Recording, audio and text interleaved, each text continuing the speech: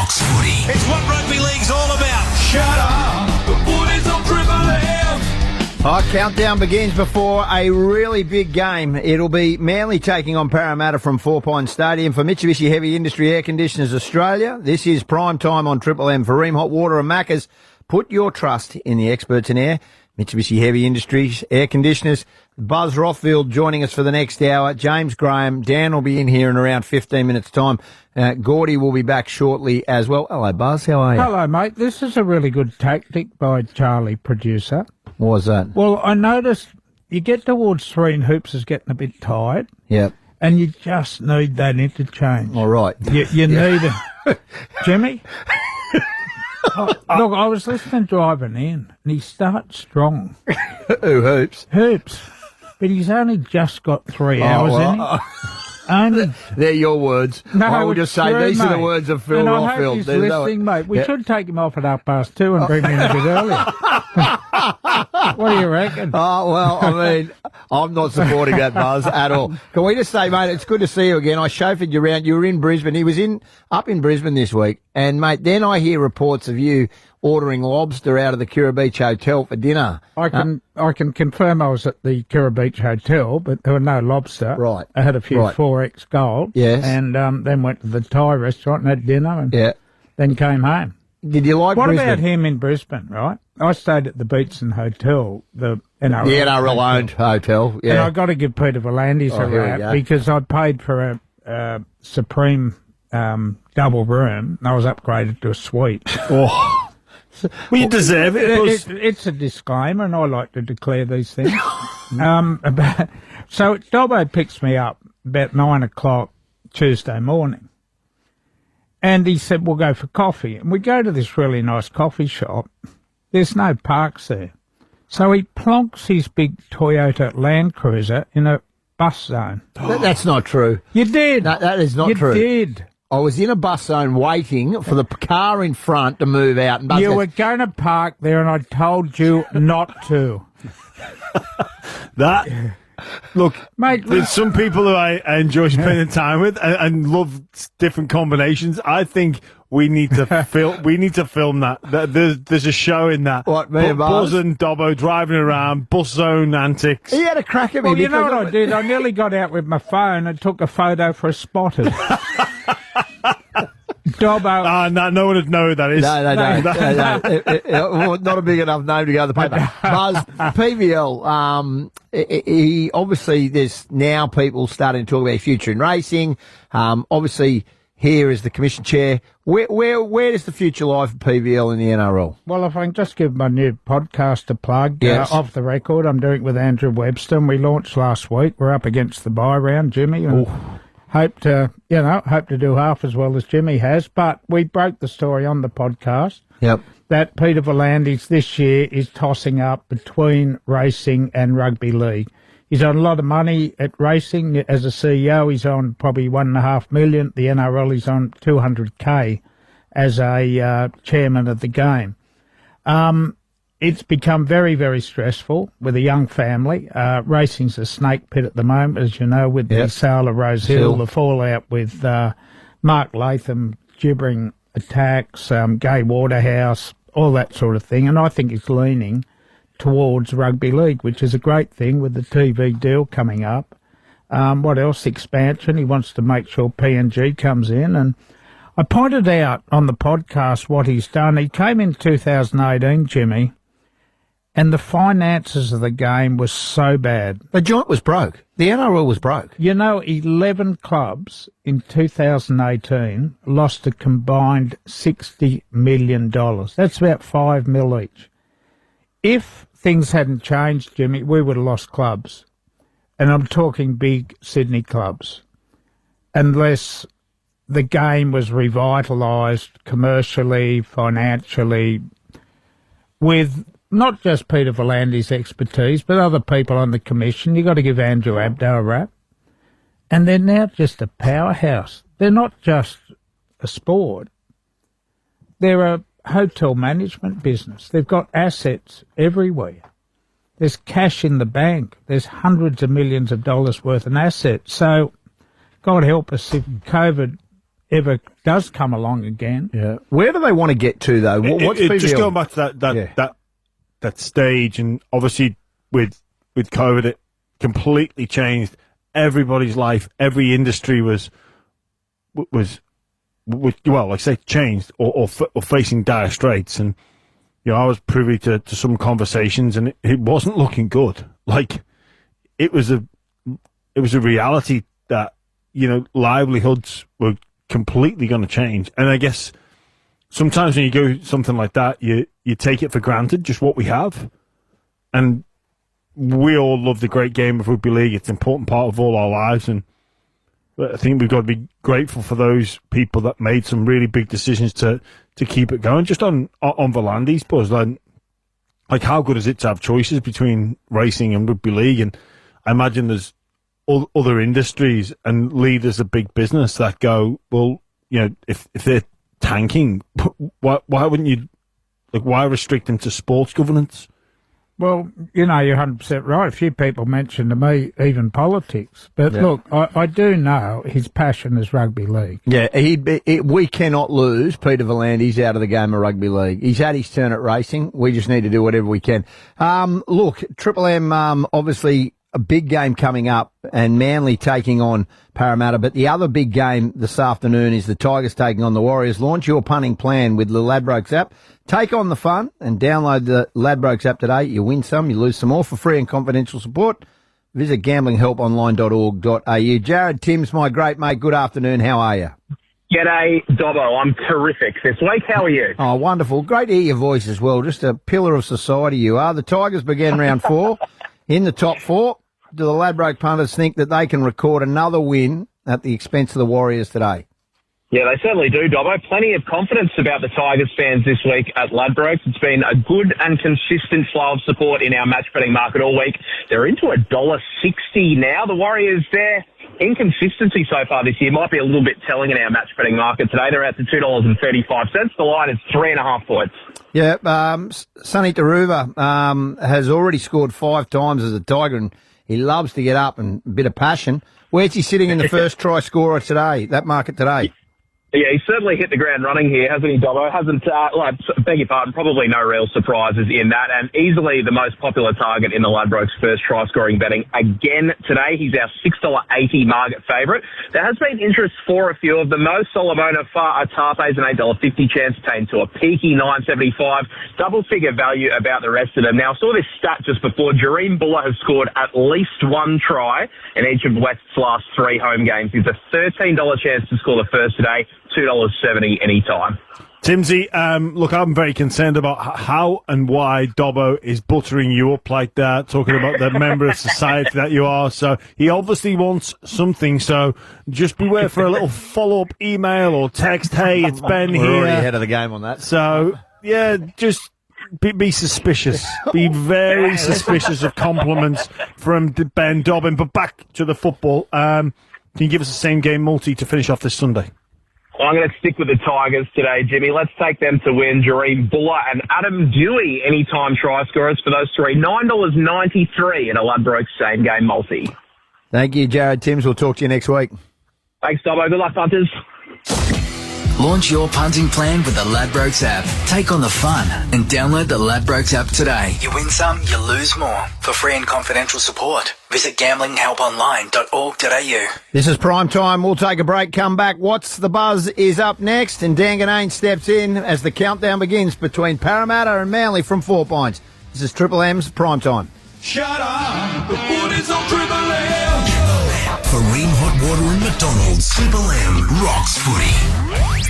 Sydney's Triple M breakfast. See where they're throwing money away again. Bloody pandas again. $7.6 million over the next decade. How many pandas do you get for that? Oh, I'll tell you 2. are they at Adelaide Zoo? Because they have not bred. Maybe if they move them somewhere else. You put them on the Gold Coast, they're going to get frisky. Before you know it, they've got a neck tattoo. Thanks to MJ the Musical. MJ the Musical is now thrilling audiences at Sydney's Lyric Theatre. Book today. It's Triple M breakfast. Weekdays from 6 on 104.9 Triple M. When did dinner become a 5-hour cooking challenge?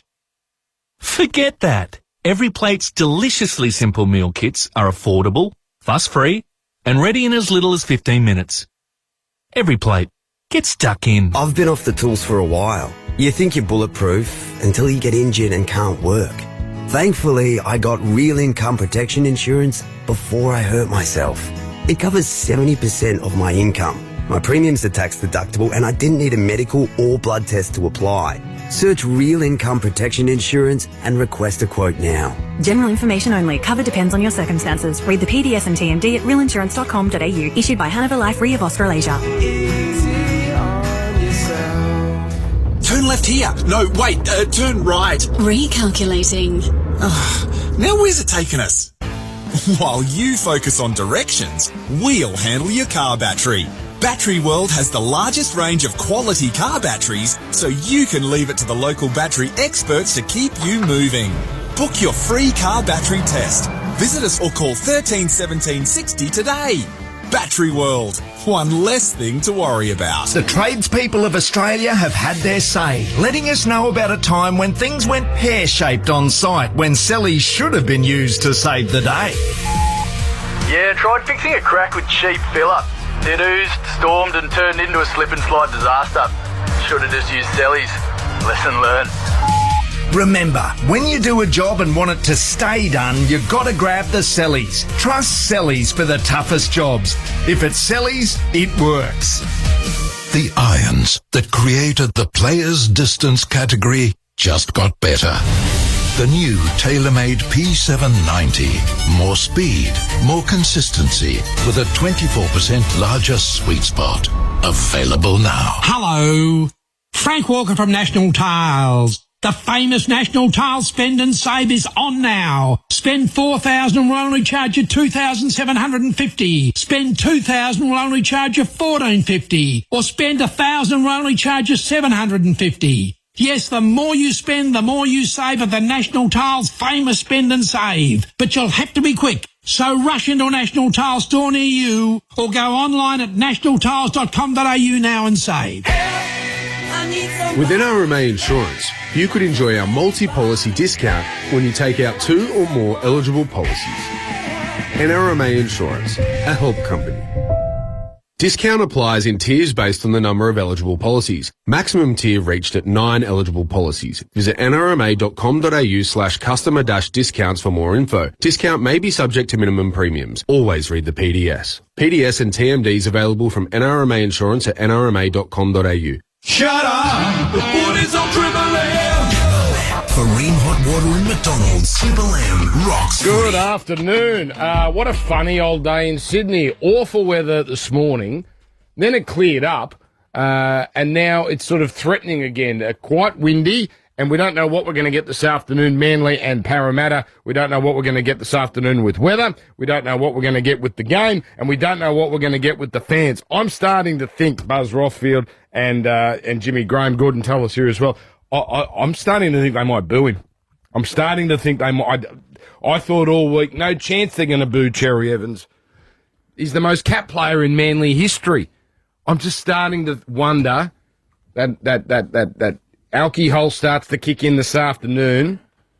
I don't know, Buzz. I'm 50-50. I tend to agree with you, and I wrote in the column this morning that 15 years at Manly have been very good to Daly Cherry Evans, and he's been very, very well compensated, and I think it could have been handled a lot better than making that call live on television rather than doing it probably in a more respectable manner. I found that disappointing. I think their fans would find that disappointing.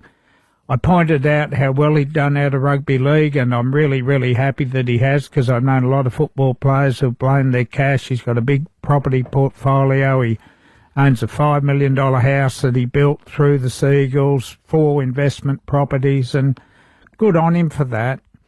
I just think him and his manager, for a club where the logo means so much to him, could have tried a little bit harder to work off whatever problem there is at Manly and try to come to an arrangement where he would become, alongside, Fulton, Eadie, all the champions, look, Fatty Vaught and all of them, a one-club player there. Not that they all were, but I don't think fans will appreciate the way it's been handled. No, absolutely. I think, this being played out in the public domain, thinking back to Cherry Evans' comments, I am paraphrasing here, but, he wanted to let the Manly Seagulls know that the fans know and we can just move on and go and try and win a premiership. Well, really? Like, we're just going to accept that?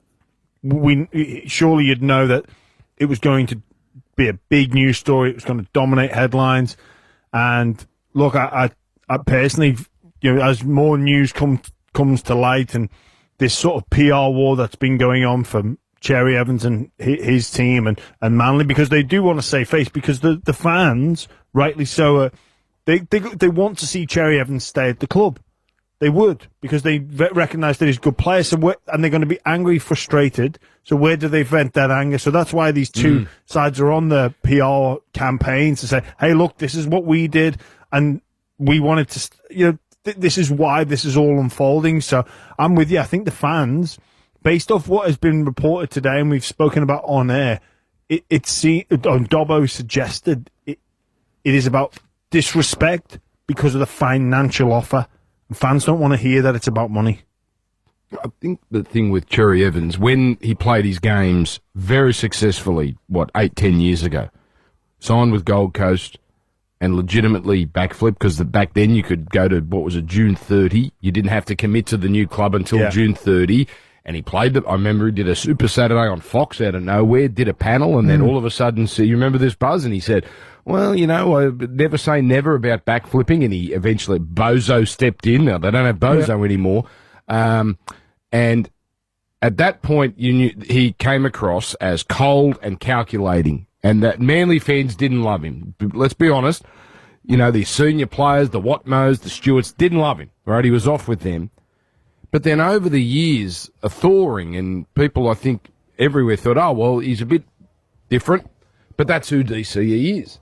But what's happened this week, is going to be a reminder to many, yes, that's the cold, calculating bloke I remember. That's why I think he might, as unfair as it is, I think he might get booed. To tell you what Manly actually did for him to meet his demands when they talked him into backflipping from the Titans deal, they rorted the salary cap. That is the only way they could meet his demands, was by paying him $400,000 outside the salary cap. And they were caught. But that's the lengths they went to. The contract was so hot that Joe Kelly refused to sign it. It had been done with Bose and the football department and DCE's manager at the time. But if they're going to those lengths to keep that man at Brookie, I just don't know if it's been reciprocal. That's my view. And you know what, Buzz? As a player at 37, after the club has done so much for you to bring you back after signing to the Gold Coast, you can't expect the top offer. Go and ask Paul Gallen what he played for in his last 2 years at Cronulla. Well, this is why Go and ask Ben Hunt, who was on $1 million plus at St George Illawarra, at the back end of his career, what he accepted to play at the Broncos, his original club. Go and ask even Kieran Foran. These guys, and Kieran Foran's not had the, not playing as strong late in his career as DCE is. But, I've just given you two examples of great rugby league players. Well, that's why Gallen went to boxing, really, because he wanted to supplement his income. He took very little money in Cronulla at the end and filled his boots with boxing. Yeah. So Hindy was interesting yesterday. He's been fantastic, by the way, on the set. Have you heard Hindy yet? I love Hindy on radio. He's very good. He is a different Hindy. Hindy with Fletch, that's one thing, and they're a great duo. But Hindy on radio, mate, I'd be making inquiries, Buzz. Fletch and Hindy, drive time, Triple M, question mark. I'd just be asking questions. I'm just saying Hindy is very good, and you're all over Fletcher on drive time. And those two You are gonna, will not let that well, those story two go are going to with need you. a host at some point, you know, just to drive the bus a little. Let's do this. All right. We need to triple Emify that a bit too. I think we need to put a bit of oomph into that. Just, you know, a bit of hard rock. You're hot on the bunker this week, Buzz. Oh, yeah, look, I'm not necessarily hot on the bunker. I'm hot on the NRL for the fact they've taken all transparency away from refereeing. They've gagged all the coaches. They've abolished Graham Annesley's weekly explanation on Mondays for the media, which gave fans the opportunity to find out what exactly went wrong. They've stopped announcing who the referees are each week, and, you know, I don't necessarily agree with. There were a couple of instances this week. The Moses Leota try on Thursday night, Jimmy. Yeah, that was taken off. I want to know why. Yeah, me too. I dead set want to know why, and I think Penrith fans deserve to know why. It's a fascinating game if he gets that try. But also, if it's not a try, educate us. Exactly. As lovers and fans of the game, educate us all on why that's not a try. Because, again, I think that the overwhelming majority of NRL fans, if you polled them, they would say that is a try. So why are we all wrong? I bet if that went up as a try, it stays a try. Yeah, but that's got nothing to do with it. No, I understand what you're saying. You're saying, why can't they come out and explain why it was... Yeah, I want to know why. I also want to know why Selwyn Cobbo, trying to retrieve a 40-20 at Suncorp Stadium the other night, not only had his foot on the line, but over the line. But I reckon that is a mistake that a match official on the run can make, and I think people can accept that. No, but Jim, hold on. The touch judge was in the perfect view. It was a howler, an absolute howler. We've got millions of dollars worth of technology, high definition, 4K, stop frame, everything.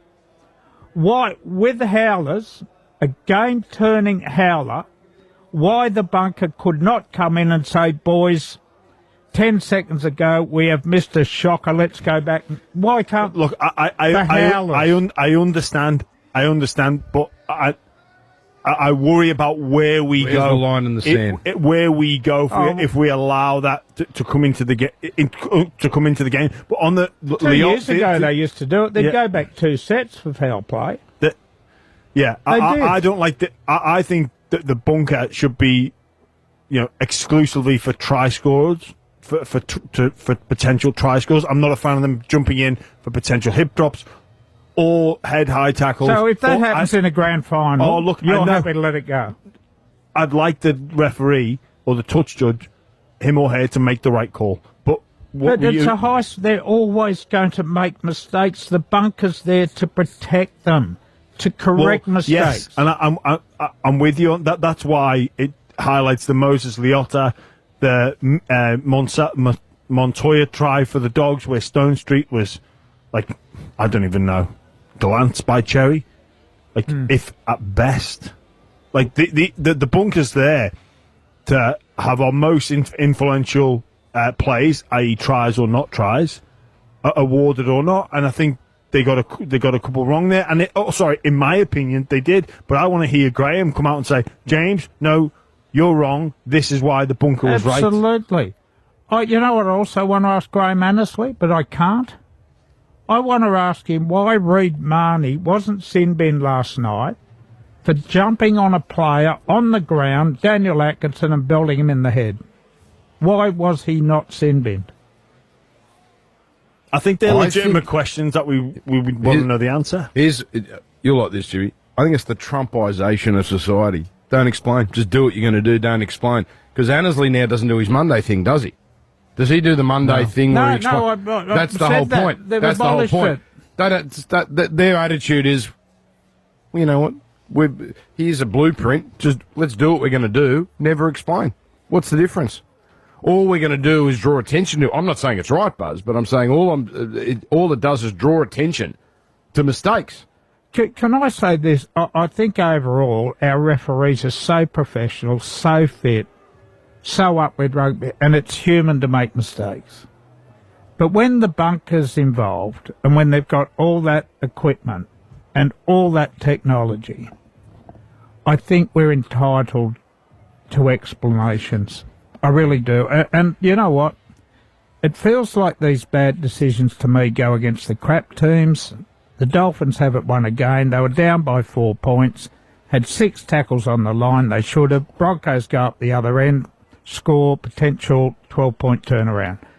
And that's not good. And as I said before, it's an old line, but if it happens in the grand final, we got a bunker there and we don't act on it, all hell will break loose. Buzz, I reckon people can cop that one, the Cobbo one. I reckon it's Hugh. Of course, you don't want that mistake made, but I reckon people can cop that because it's live, it's in the run of play.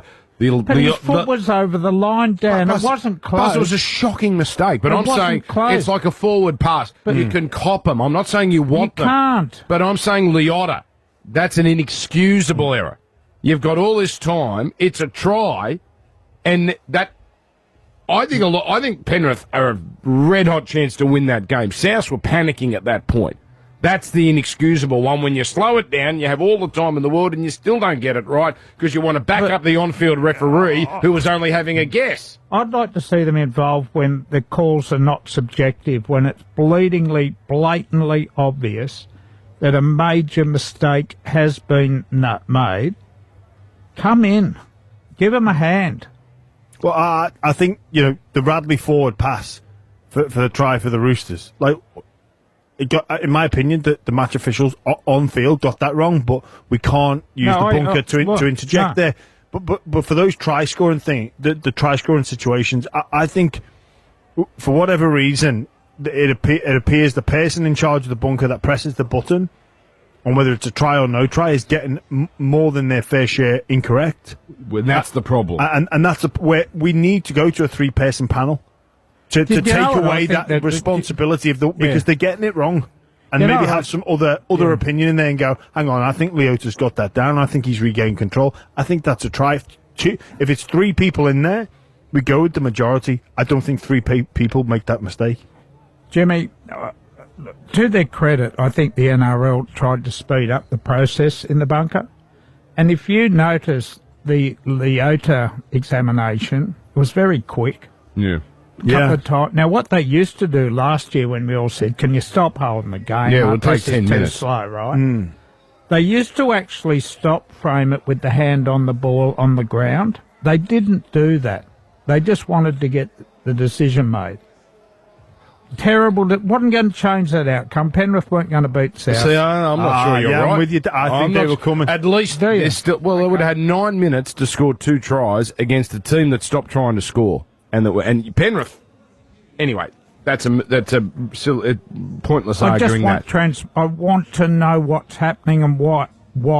I reckon with that one, went up as no try. They saw enough that they could back up the on-field and just got on with the game. Yeah, but the ref went upstairs because he didn't know. Of course he went up and guessed. I understand. That's the problem. They're having a guess, and the bunker is trying to back up that decision. Yeah. All right, Craig Bellamy, what's doing there? Craig Bellamy, this time every year there is a debate in the media about whether Craig Bellamy will go around again next year. I spoke to people, admittedly, before the loss to St George yesterday, which was, very surprising outcome of that football game. They tell me Bellyache has never, ever, ever been happier in Storm. He looks so happy. He looks great. Yeah. Yes, he is happy. I had a beer with him at Christmas up at the Kira Hotel, and you can tell, mixing socially with him, how much he loves our game and how much he loves Melbourne Storm and the challenges he faces every day, even at a powerhouse club, from moving on from Smith and Cronk and Slater to the Hughes, the Munsters, the Pappenhouse, and now the next lot coming through. He loves it. Now, Cronulla had a whack at Bellyache. I think it was 3 or 4 years ago before they got Craig Fitzgibbon. Parramatta had offered him off the charts money last year. But in my view, clubs are wasting their time even making the phone call. Because people down there tell me it won't be a late in the year decision, that very, very soon he'll confirm that he's going around for 1 more year at Storm. Beautiful. Because did he not retire Was it about 4 or 5 years ago he actually backflipped on a retirement? Yeah. Look, with bellyache, in my view, and it's a really difficult thing to say because Wayne Bennett's won more premierships than him, and Jack Gibson was so successful, those 3 titles at the Eels. On the score of sustained consistency, finals, top 4, premierships, and I'll throw Ivan Clear into that as well, I don't think there's ever been a more decorated coach in rugby league, ever. You would love to see. We're going to take a break. I do, yeah. You'd love to see him have a crack at another club, if you want to boost legacy and those sorts of things.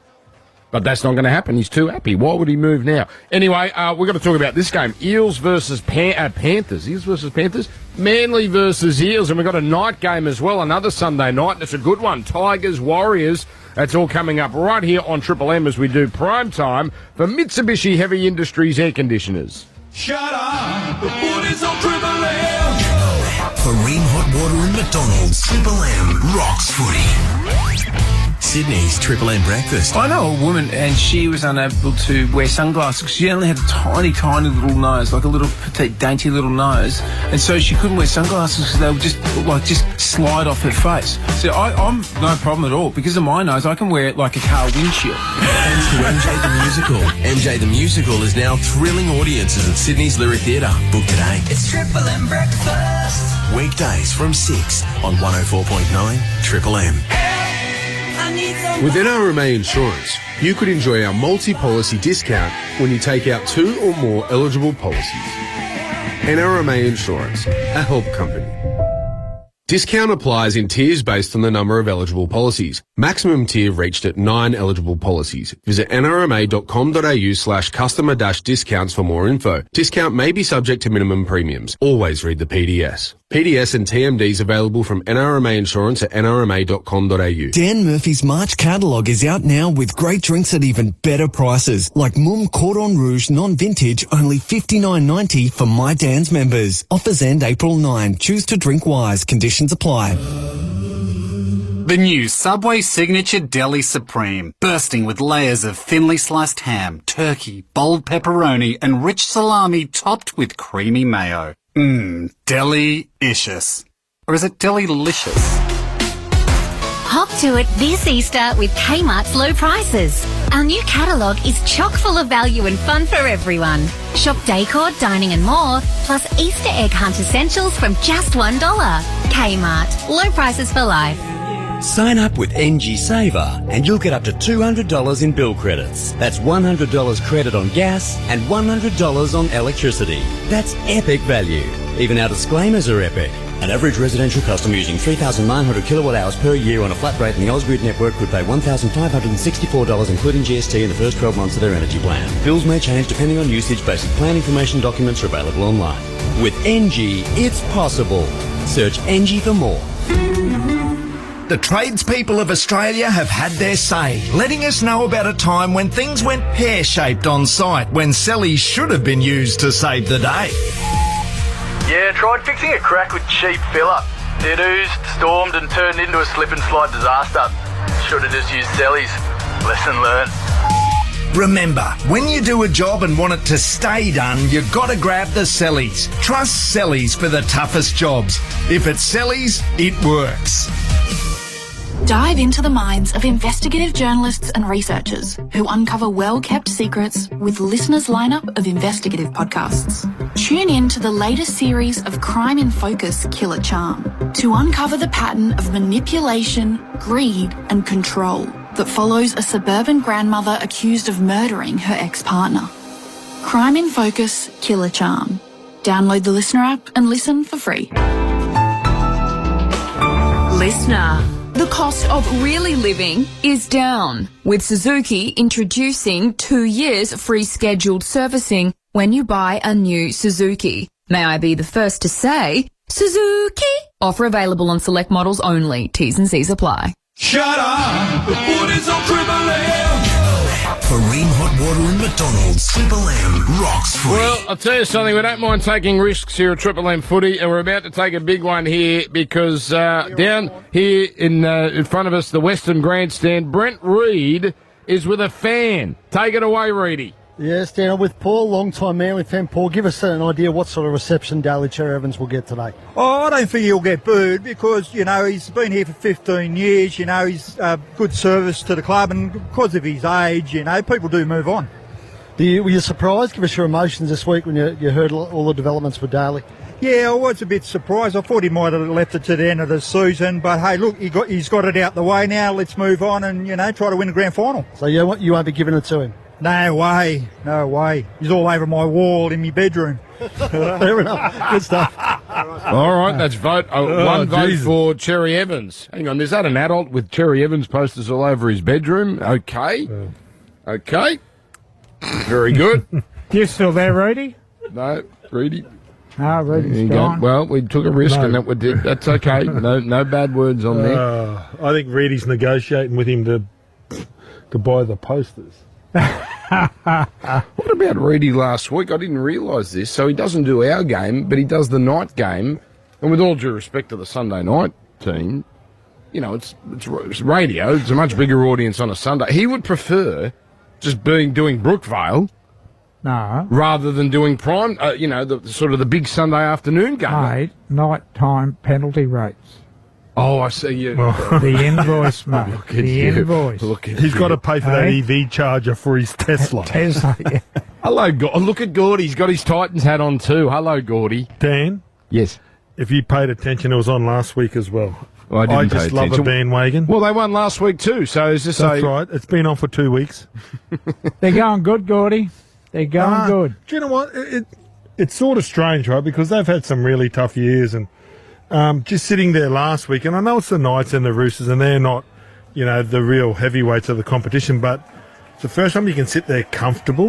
You know what I mean? Like, you're just comfortable in the boys having a crack, and that doesn't mean that they're gonna win the game, but they're just going through the process. And, you know, like, if you're a Dogs fan, you just know that they're going to work really hard, give themselves a chance to win the game, and hopefully we just don't shoot ourselves in the foot and, you know, keep on competing on every play and just see where it ends up. And Tino's leading well, and he's still learning how to be a leader because he's so hard on himself. But I think the club is slowly baby steps moving forward, which is a massive positive. It's good, Gordy, to have Gold Coast, West Tigers doing well. You need these clubs that have been dormant for a while. It's so invigorating for the competition.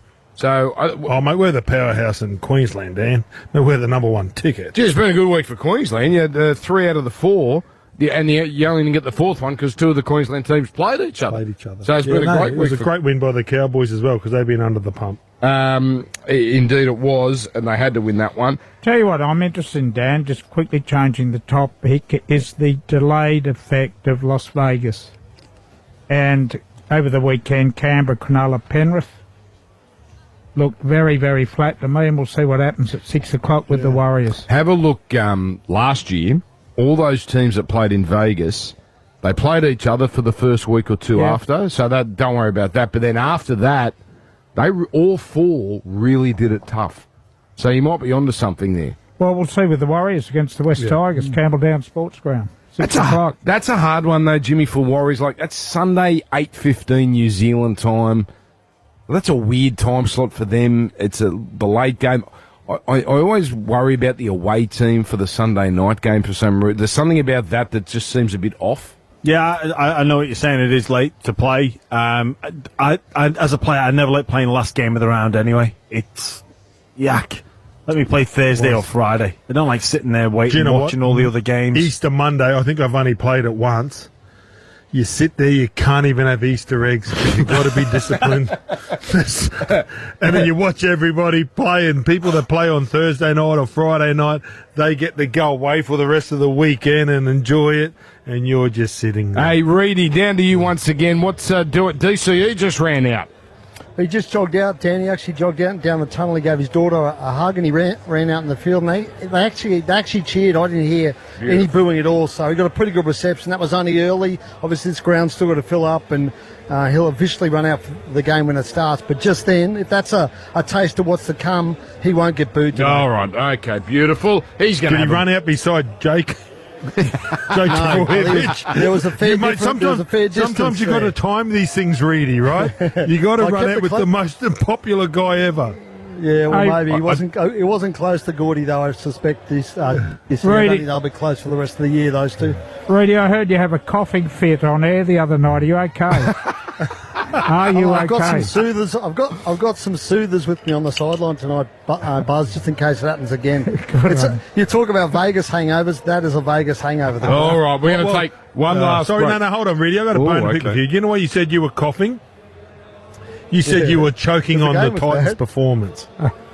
No, I did not say that, Gordy. You misquoted me. You said the game put a glass eye to sleep. There was 20 minutes to go and the Titans livened up, so it got better. Okay.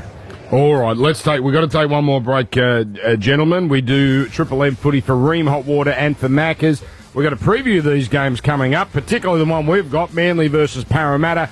Weather is holding on here, so I think we're going to be okay. Mitsubishi Heavy Industries Air Conditioners, bring us prime time. Triple M rocking Sunday footy. Shut up, the footy's on Triple M. For Ream Hot Water and McDonald's, Triple M rocks footy.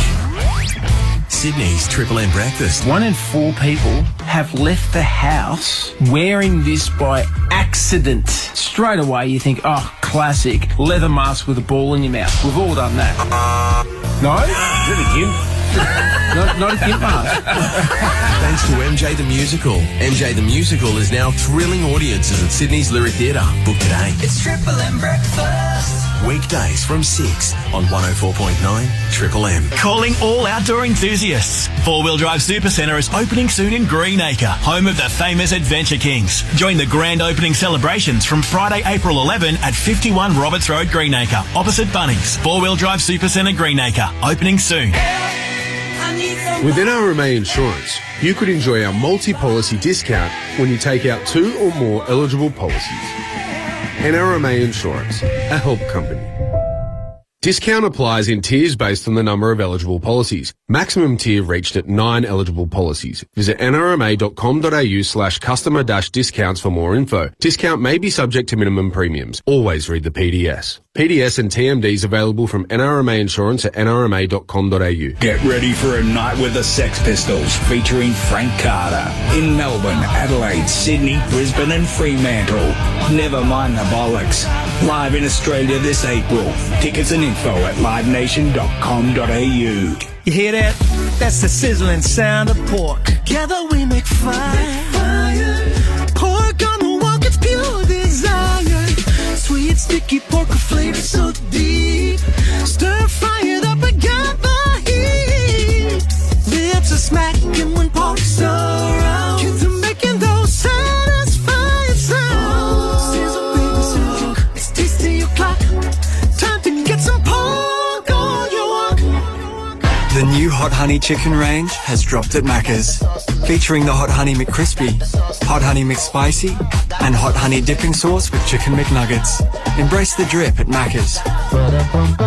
Available after 10:30am for a limited time. 42 minutes. That's how long the average Australian spends looking for something to watch every night. That's like a whole episode looking for an episode. Don't do anything rash like reading. We've got good news. Max has arrived. Stream all the best movies and shows like Barbie and the Harry Potter series, as well as HBO originals like The Last of Us and The White Lotus. Max, all killer, no filler. Stream March 31 from $7.99 a month. Offer ends 30 April. T's and C's apply. The tradespeople of Australia have had their say, letting us know about a time when things went pear-shaped on site, when cellies should have been used to save the day.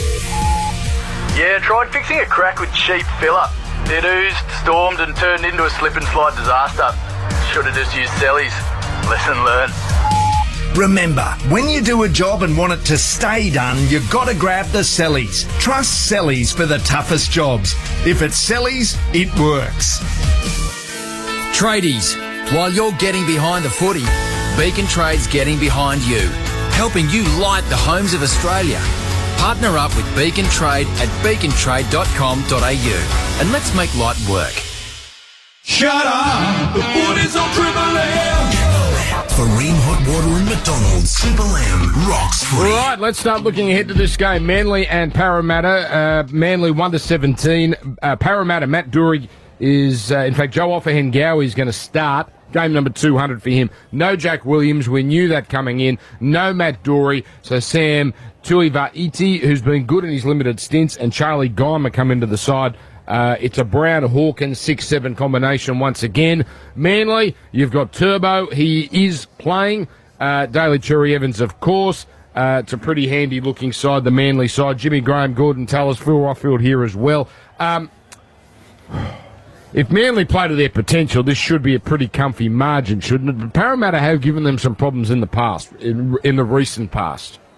Yeah, look, Parramatta, not the ideal start to the season with some heavy defeats. They were better in their effort areas last week against the Bulldogs, but ultimately just didn't have enough. Zach Lomax, absolutely outstanding. You're correct in your analysis there, Dan, in if Manly hit full straps, that they will really cause this Parramatta team some issues. Parramatta struggling in creativity.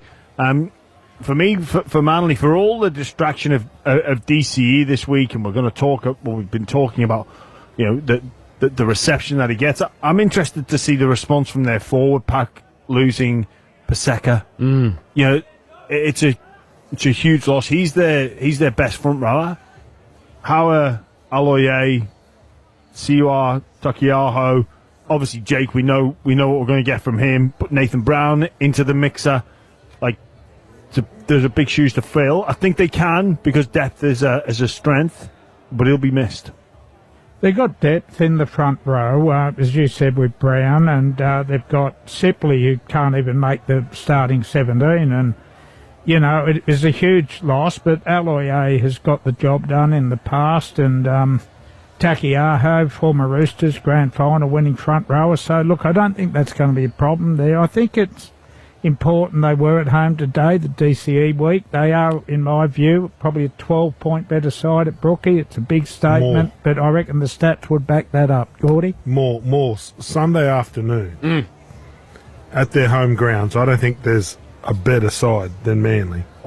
If you just looked at the history in the, say, last 10 years on a beautiful Sunday afternoon at Brookvale Oval, or Four Pines, or whatever they want to call it, Steve Menzies Hill, it is a different Manly side than would travel to New Zealand or travel out to Penrith on a Friday night. Parramatta, interesting. We saw a better version of them last week, Jimmy, but they can't score points. They gave it everything they had. They tested the Bulldogs, but let's be honest, as great as the Dogs have been, they were there to be had, but Parramatta just didn't. They could not find, the knockout punch. Yeah, they struggled to create opportunities for their wide players. We saw the Fox go over in the corner. That was the one real genuine opportunity they created. They had so much field position, but just couldn't generate 3-on-2s, and that's where you look to your spine players. And obviously, young and inexperienced Hawkins, not that much game time. Look, forget the price tag on Dylan Brown and his 10-year deal in the future.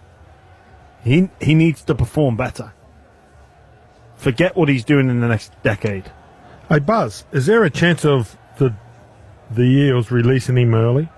Look, I don't think so, in that the Newcastle Knights are already on their salary cap. They had to release Daniel Saifiti to go to the Dolphins this year because they were $400,000 over the cap, and that brought them down, and so they don't have the money. Could they get rid of Hastings? Hastings is showing absolutely no inclination to go because he's on about $700K to play New South Wales Cup, and I don't blame him. He's comfortable getting his cash there. I think he would have gone to the Super League by now, but, he wants his money, and he's entitled to his money. The club signed him.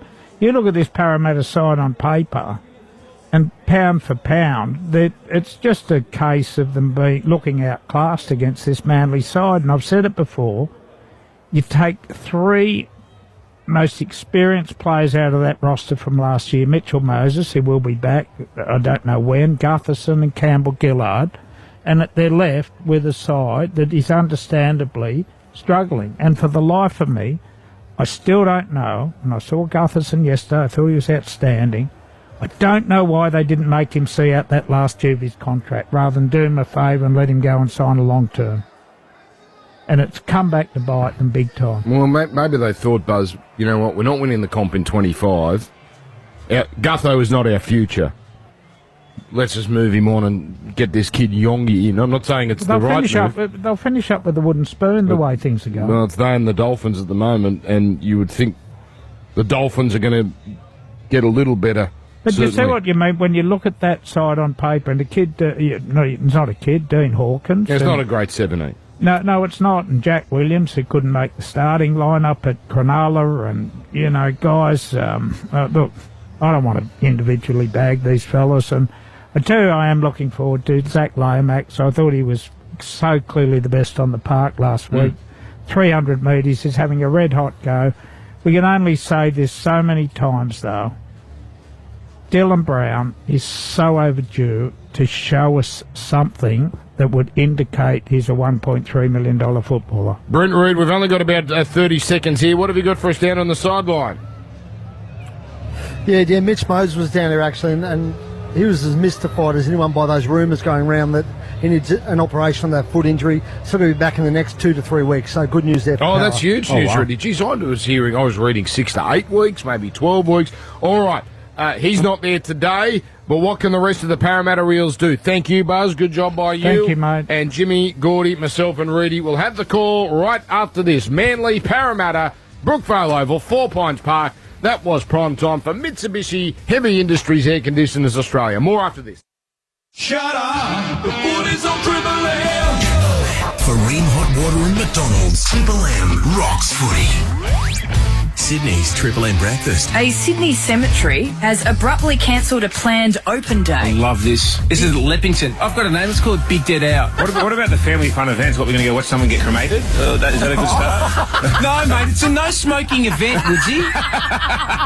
Thanks to MJ the Musical. MJ the Musical is now thrilling audiences at Sydney's Lyric Theatre. Book today. It's Triple M breakfast. Weekdays from 6 on 104.9 Triple M. No time to cook? What do? A, cry for help. Or B, tuck into a ready-made U-Foods meal.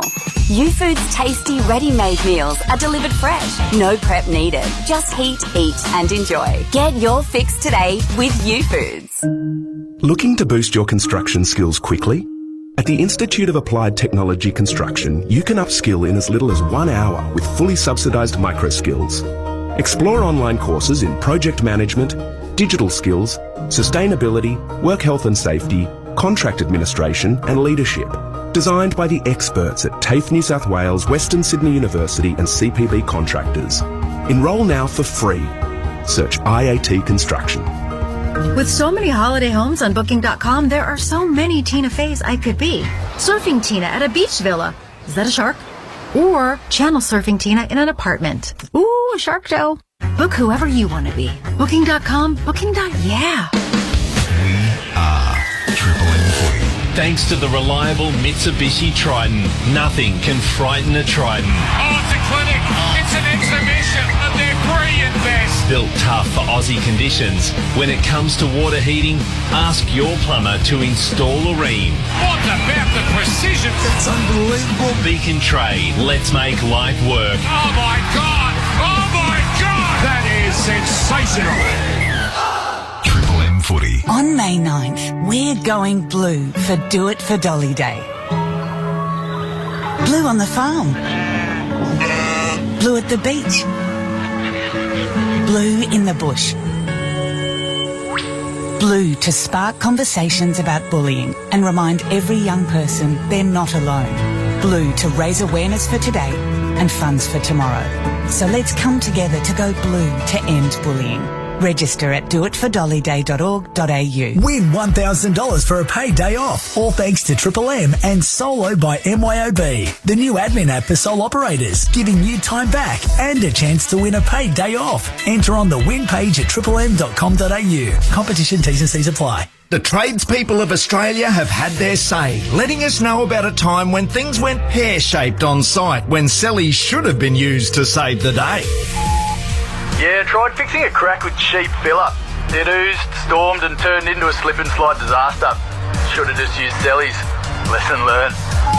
Remember, when you do a job and want it to stay done, you've got to grab the cellies. Trust cellies for the toughest jobs. If it's cellies, it works.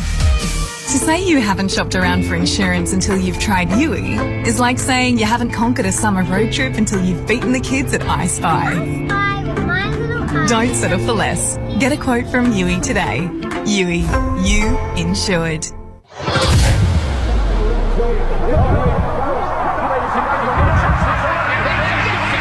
Kareem Hot Water and McDonald's. What an atmosphere! Triple M rocks footy. It's what rugby league's all about. Shut up! The footy's on Triple M! Well, there's no finer sight than this place, Four Pines, Brookvale Oval, on a sunny Sunday. The problem is the rain's just arrived, but it's still packed. Absolutely packed as usual. It's Manly and Parramatta, and it's on the other side of this. Hi, Rodney Jane here. Pocket even more savings at Bob Jane T-Marts. We've got Bridgestone free, Yokohama free, Kumho free. How? Simply buy 3 and the 4th tyres free. Get up to $150 instant cashback on selected Pirelli and Bridgestone tyres. Plus receive an e-gift card up to $150 when you buy 4 selected BF Goodrich tyres. Give us a call or shop online today. At Bob Jane T-Marts, we'll look after you. T's and C's apply.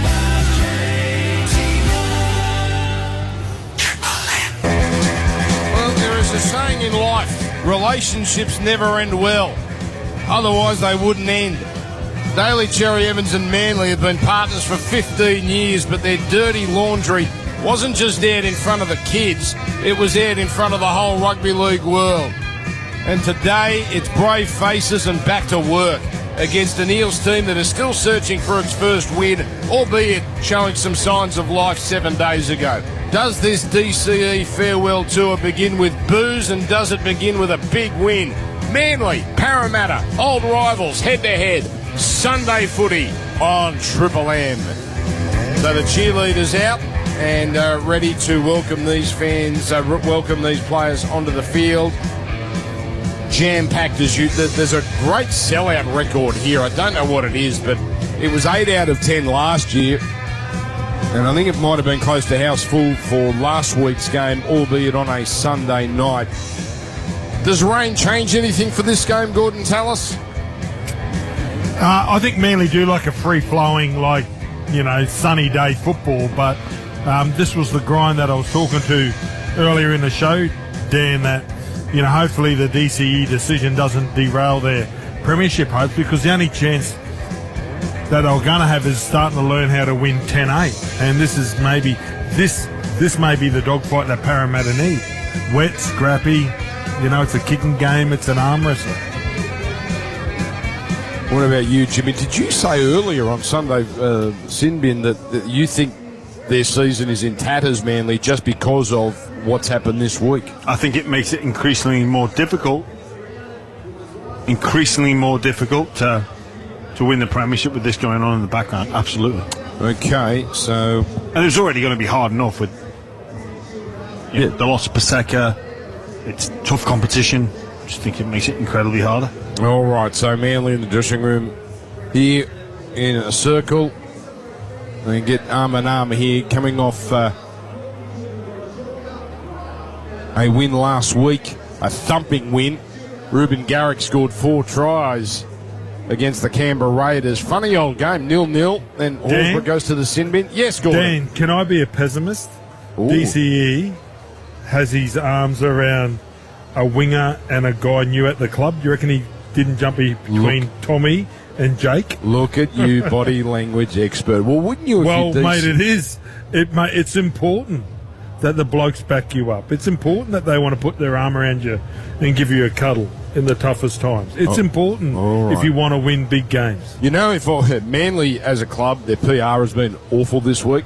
If I'm Tony Mestrov, I'm going to the broadcast. In this case, it's Nine. They're the host broadcaster. I'm saying, here's a paper bag with $10,000 for you not to cut to me at any stage because I don't. Because if that crowd sees me on a big screen, they're going to boo me. So here's a bar and paper bag. Anyway, here come Parramatta, and the rain really is driving down now, and they're let out. Joe Offahengawi, game number 200. Well done to him. It's been a longish career. Well, it has been a long career. Broncos grand final all the way back in 2015, and getting muted applause here. He's being booed on here. They're booing the wrong bloke. Offahengawi is... they're not booing Dan, they're saying boo-earns. I've been thinking about that all week. I wanted to get you, I just couldn't hold myself. Oh, yeah, you had the look in your eye. I know the look in the eye. Boo-earns. Maybe there's one old guy. I was saying boo-earns. So now out comes Manly, Cherry Evans. There's the cameras here under the tunnel. And of course, Cherry Evans leaves them out, so he's got Luke Brooks behind him, Jake Drabojevic and Ruben Garrick behind Brooks. So here they come on their home deck, the Manly Seagulls. And out they come. Have a listen. I think there's some boos, but generally, a positive reception for Daly Cherry Evans, who is the most capped player at this club, Daly Cherry Evans. Their team, Top Drabojevic, Jason Saab, Tolu Kola, Ruben Garrick, Lee Iopawati, Brooks Cherry Evans, the forwards, Aloy Tavanga, Takayaho, Olakawatu, Ben Drabojevic, Jake Drabojevic, Jake Simpkin, Corey Riddell, Ethan Bullimore, Nathan Brown, Parramatta, Isaiah Yongi, Sean Russell, Will Penasini, Zach Lomax, Josh Adokar, Brown and Hawkins, Offahengawi, Lussick, Barlord, Lane, Kautonga, Hopgood, Riley Smith, then here, Tui Va'iti, Charlie Geimer, and I need to take a breath. Parramatta in their paddle pop uniforms, the bright yellow. Your tip, please, Jimmy Graham. Yeah, Manly comfortably. Gordon Tallis. I concur with Jimmy Graham. Okay. I'm not going to ask Brent Root because I know what he's going to say. He's going to agree with you too. So here we go. Rain has stopped, but it's a greasy surface. Parramatta kick us off. So Manly running to the southern end, the Pittwater Road end of this ground. And we're underway. Sunday footy on Triple M. And it's Aloye into 4 Parramatta players. And the ball will be played 12 metres out from the line here. Parramatta slow to get up there. It's knock-on penalty. Well, Cherry Evans milked that. He did it well. There were 4 Parramatta players in and around the ruck. And Cherry Evans using his 333 games of experience to make sure he just fell over Will Penasini there when he didn't have to. That's good work from Cherry Evans. Penalty to the Seagulls. Will! So Garrick to tap. And he'll carry it forward here. And he's only 7 short of halfway. So Manly should get an early chance here. Olakawatu is the decoy on the next play as it goes across him into Aloye, and he's collected right in the centre of this Brookvale Oval. Played back now to Tavanga. He throws back to Cherry Evans, turning it into Olakawatu, and already a forceful run from him, hard to put down, almost to the 40. As it's played to Tavanga, throws a slow ball out to Jake Drabojevic. He turns it in, and then he gives it to Aloye again. He's closed down centre field. Now on the next it goes left side. Jake Drabojevic to Brooks onto a hard-running Ben Drabojevic. Chopped down low. Quick play the ball 30 metres out. Brooks goes down the skinny side on the last. Puts up a contestable bomb. Up they go. Good catch, Yongi, but hang on. Escort. And that's going to be a penalty here to Manly. So this is a perfect start for Manly. Now can they cash in? No score. Minute and a half gone. Yeah, well, it's the discipline, isn't it? There was a relieving penalty and 333 games of experience from Daly Cherry Evans might have milked it a little bit, but just then Zach Lomax, outstanding last week, gives away a relieving penalty, Manly on the attack. Ben still getting in here as Takayaho, the former Rooster, carries it towards the centre of this Brookvale Oval. In front of the post, 10 away. Here's Tavanga, goes up to Cherry Evans, turns it in for Ben Drabojevic. Cut down, that was the set-up play. They open up the right. Tavanga picks up, throws to the right to Brooks, turns it into Takayaho, lifted and driven into the ground. Strong tackle there. That was Yongi. Now on the next it goes left. Here's Brooks, double. Oh, he had numbers on his outside, went himself, took the tackle from Hawkins. 4 gone. Back to the open right. as it swung from Kohler. Now across to Tavunga, giving it to Jake Trbojevic, and he's wrapped up. Parramatta defending well. Last tackle. Cherry Evans, a beautiful flat pass to Garrick, but he's cut down short of the line, and it might have been a forward pass anyway. Either way, that's very good defence from Parramatta. No score, 2:45 gone. That's a changeover. Yeah, Garrick there just looking for some support as Daly Cherry Evans fired that pass to him on last play. Nice little run option to keep the Parramatta backline guessing on what's going to happen when Cherry Evans gets the ball on last, but a bit of support would have seen the Manly Seagulls go over for a try. So Parramatta's first use of the ball, and it's off of Hengawi. Not going too far here. Stuck inside his 20. Now comes across to the centre, Penasini. And he's collected here by Takayaho and Aloye, the two front rowers. On the next fight out to the right side, a good strong run from Hopgood. Makes it over his 30 before he's put down. Parramatta running to the Fulton stand end here with Hawkins. Second game as a Parramatta reel. Driving a long kick. It's a pretty good one. Easy catch on the full on the left wing here by Lehigh Hopawati, this impressive teenager. And he's met about 21 from halfway. Now the other winger, Sam, getting involved with his one-out run on play number 2. So getting quite overcast here. The rain has been there and thereabouts the last few minutes, but now it's got quite dark. It's carried forward by Tolu Kola.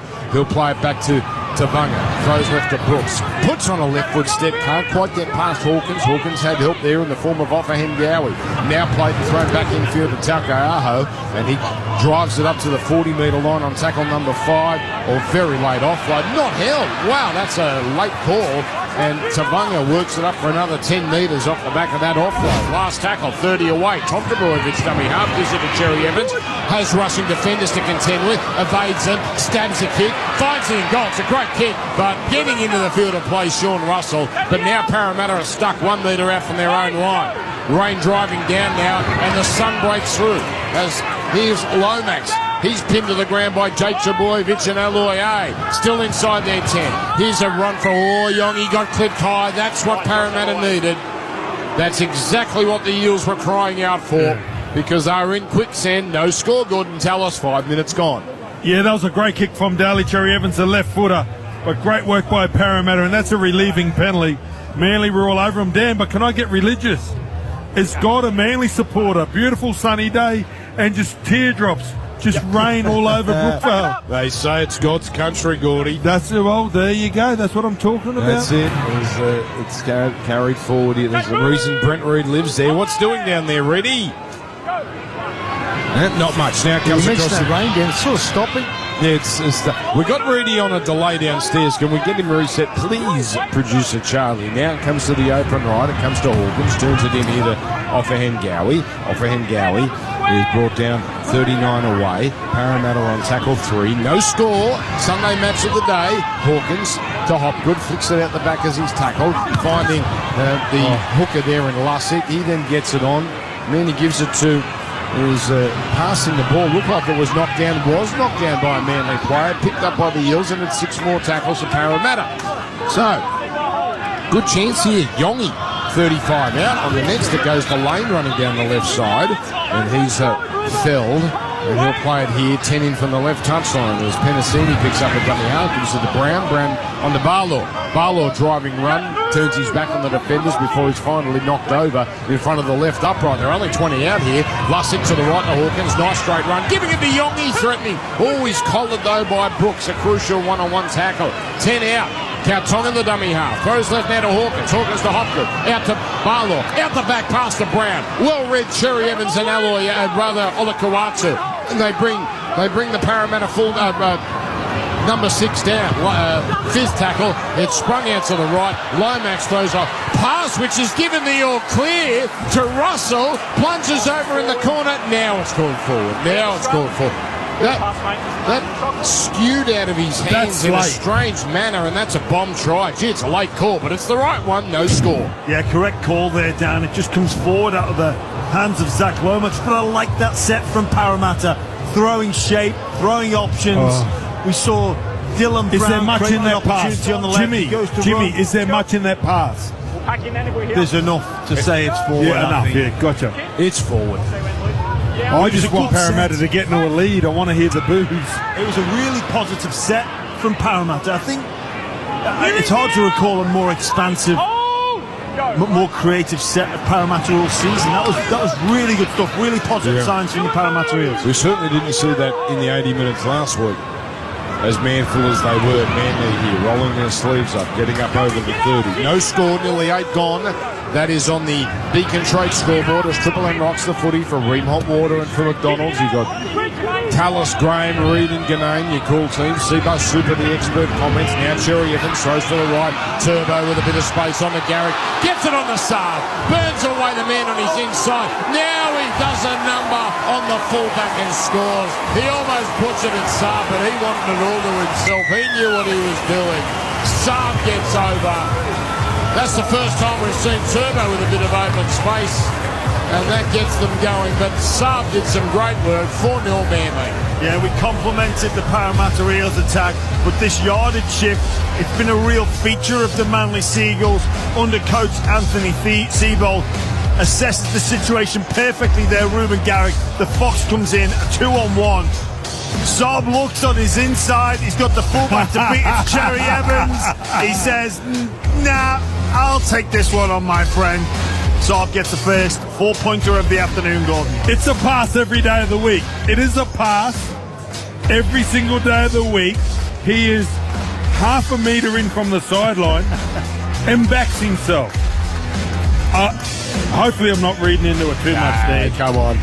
Well, listen, Jimmy Graham can be glass half full, and I'll be glass half empty. The Canberra bloke yesterday, Savage, did exactly the same thing. Some may have had an interest in Owen Paddy at $9.50 to score. Just family members, Jimmy Graham, but not me. I don't bet on games I call. Yes, Gordon. No, I understand that, but I did put it on for you. If that's Thank you, Gordon. Well, I've always considered your family, Gordon. It cost Canberra the game. Ricky Stewart, as much as we're laughing and joking, Ricky Stewart would not be. Here's the kick for Garrick. Pertek kick predictor 81% and starts it right, curling it back, and he's got it. So they're on their way, Manly. Nearly 10 minutes gone. Saab gets his third try of the year. Triple M rocking Sunday footy.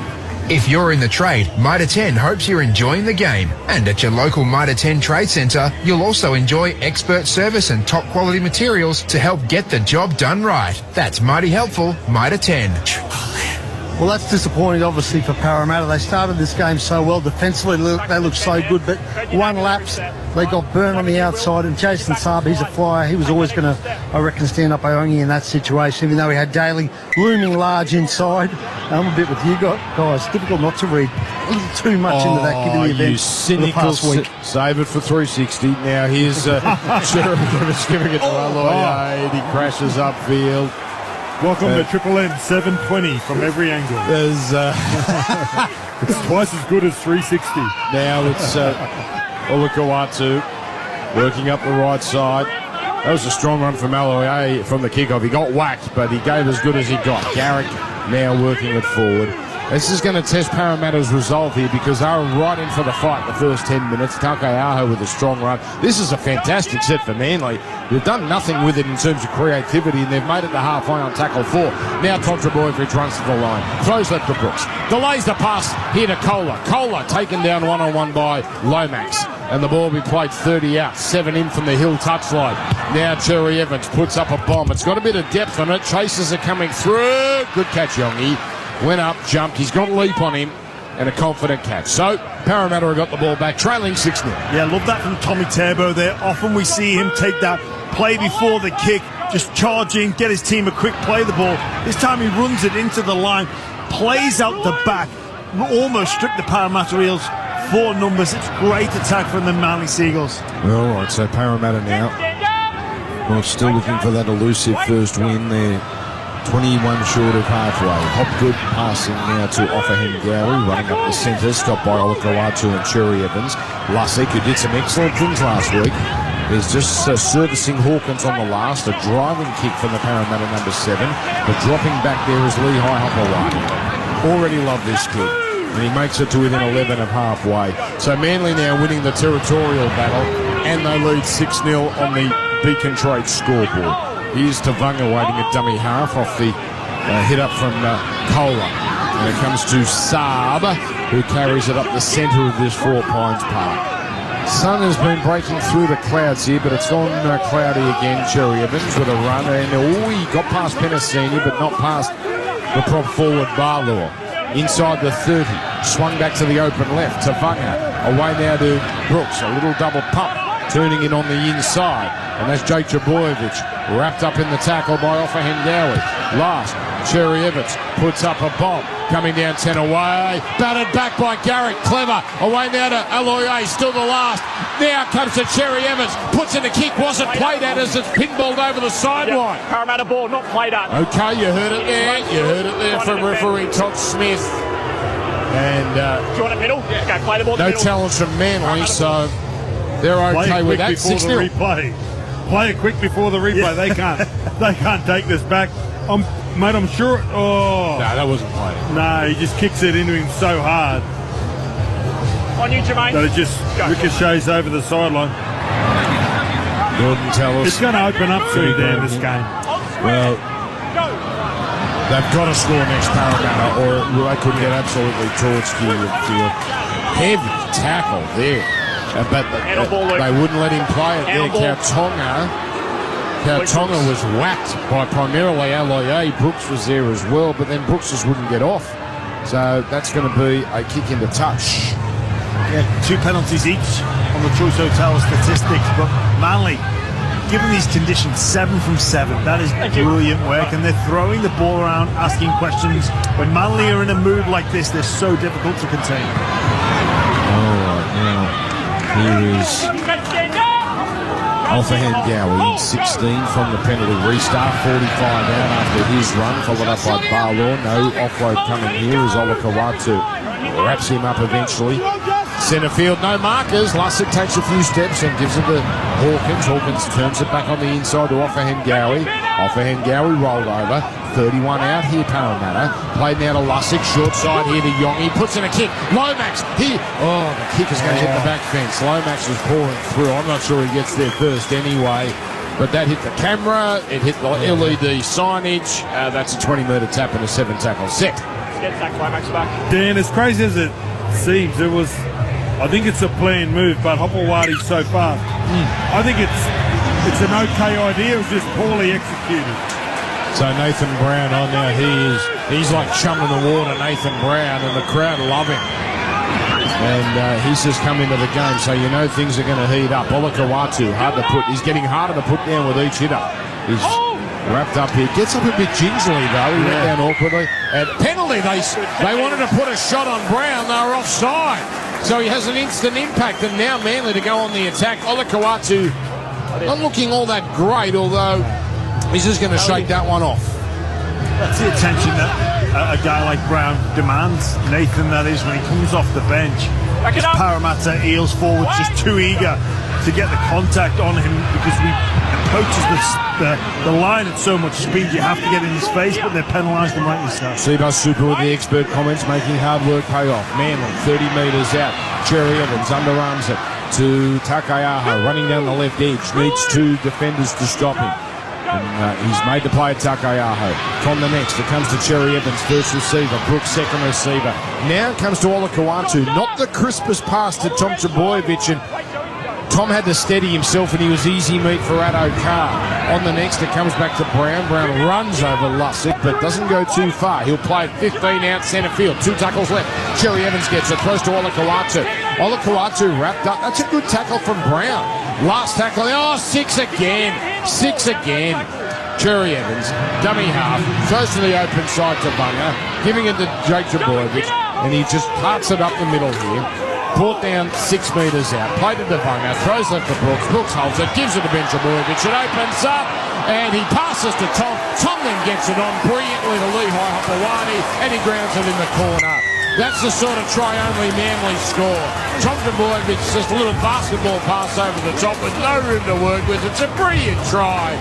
And it's Manly 10, Parramatta 0. Yeah, that was one of those 50-50 6 ago. I'm not 100% sure that the tackle was so slow, but they're Manly. Great attack. They go to their left, and it's just so good. Brooks Ben Trbojevic, he just keeps on improving all the time. Offloads to his brother Tom, which basketballs the pass over the top to Hopewadi. And that's brilliant from Manly. Very unselfish from Tommy Trbojevic there to set up the winger Hopewadi. But we've seen a few edge back rowers. You know, they're usually known for their lead line, their crush line. We've seen a few variations where they go into the sweep out the back.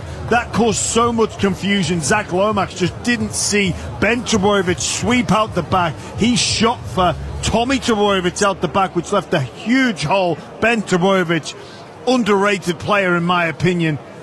And he gets into that hole, sets up the try. Tom Trbojevic with the final touch, but Manly, you just can't afford to concede late 6 games against this team. Well, early when Ben started playing, I got to admit, I thought he was a package deal, like they signed him just to keep Tom and Jake happy. Wow. No, but like I did, and then now, I know it's what a you fair mean. point. No, and then now you just look how he's improved, and you know when he first started playing, but how he's added to his game as. No goal. Time off. Call it, Gordy. Ruben misses to the right. It was actually a poor attempt, a bit like my four-iron. Oh, you're bringing out the classics. It's 10-0. Hold that thought. Triple M rocks the footy. Geez, they're working hard out there. You know who else is working hard? Cbus Super, securing you the retirement you've earned. Cbus Super, making hard work pay off. Read the PDS and TMD to decide if Cbus is right for you. They need to get the discipline right, Parramatta. In the last 5 minutes or so, the discipline's let them down. Manly's had 70% of possession in the last 10 minutes. If you give Manly that much ball, give away 6 agains, give away penalties, Manly will get you eventually because they've got so many points of attack, and they got Parramatta just then. Again, that's a threat of Tommy Trbojevic. Yeah. That's the only person that Zach Lomax had eyes for and went towards him, which left a huge hole. Harvey Norman replay. Ben Trbojevic had hang on. Here comes Nathan Brown. Charges into them. 3 of them. And he rides that bump. Nathan Brown 12 out from his own line. Ben Trbojevic had a knee on the ground there, but the tackle not deemed to be complete, so he was entitled to pass. And that's went to Tom, and then Tom got the try assist. Manly here 10-0. Oh, geez, that's a soft penalty. That's a bad penalty from. Oh, he's called him offside. Then it was for pushing the player trying to play the ball, which would have been ticky-tack. But here's Cherry Evans putting it in a touch, and Parramatta's in a bit of trouble. It's a big set for Parramatta. We're saying this after, 20 minutes of, not even 20 minutes of game time, 10-0 down. They concede another penalty. Brent Reid spoke about that discipline. And another 6 again, Dan. Yeah, another one. That was only on tackle 1, but just everything's going wrong at the moment for Parramatta as Takaaho bashes it up beyond the 40. Centre field, Sun's back out. Comes to Cherry Evans at the line to the right. Away to Garrick. Tries to put a move on. They're really testing Penasini. Penasini got Garrick around the ankles though. Strong tackle. Saab dummy half. Cherry Evans runs down the short side with that extravagant dummy of his as he holds the ball out in front of him, but he's wrapped up primarily by Dylan Brown. They've opened up the left Manly. They're in the Westpac red zone. Here comes from Brown. It's to Brooks on the angle inside to Tom Trbojevic. Well read Kautonga and Lussick. They make the tackle, but that's only 4 gone. Brown now dummies, goes down the middle, and he's collected. Now he has his pants pulled down. He'll play it in front of the post.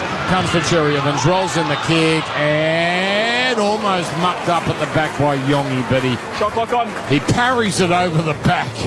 And that's going to be a line dropout, 10-0 to Manly. Yes, 10-0 Manly there.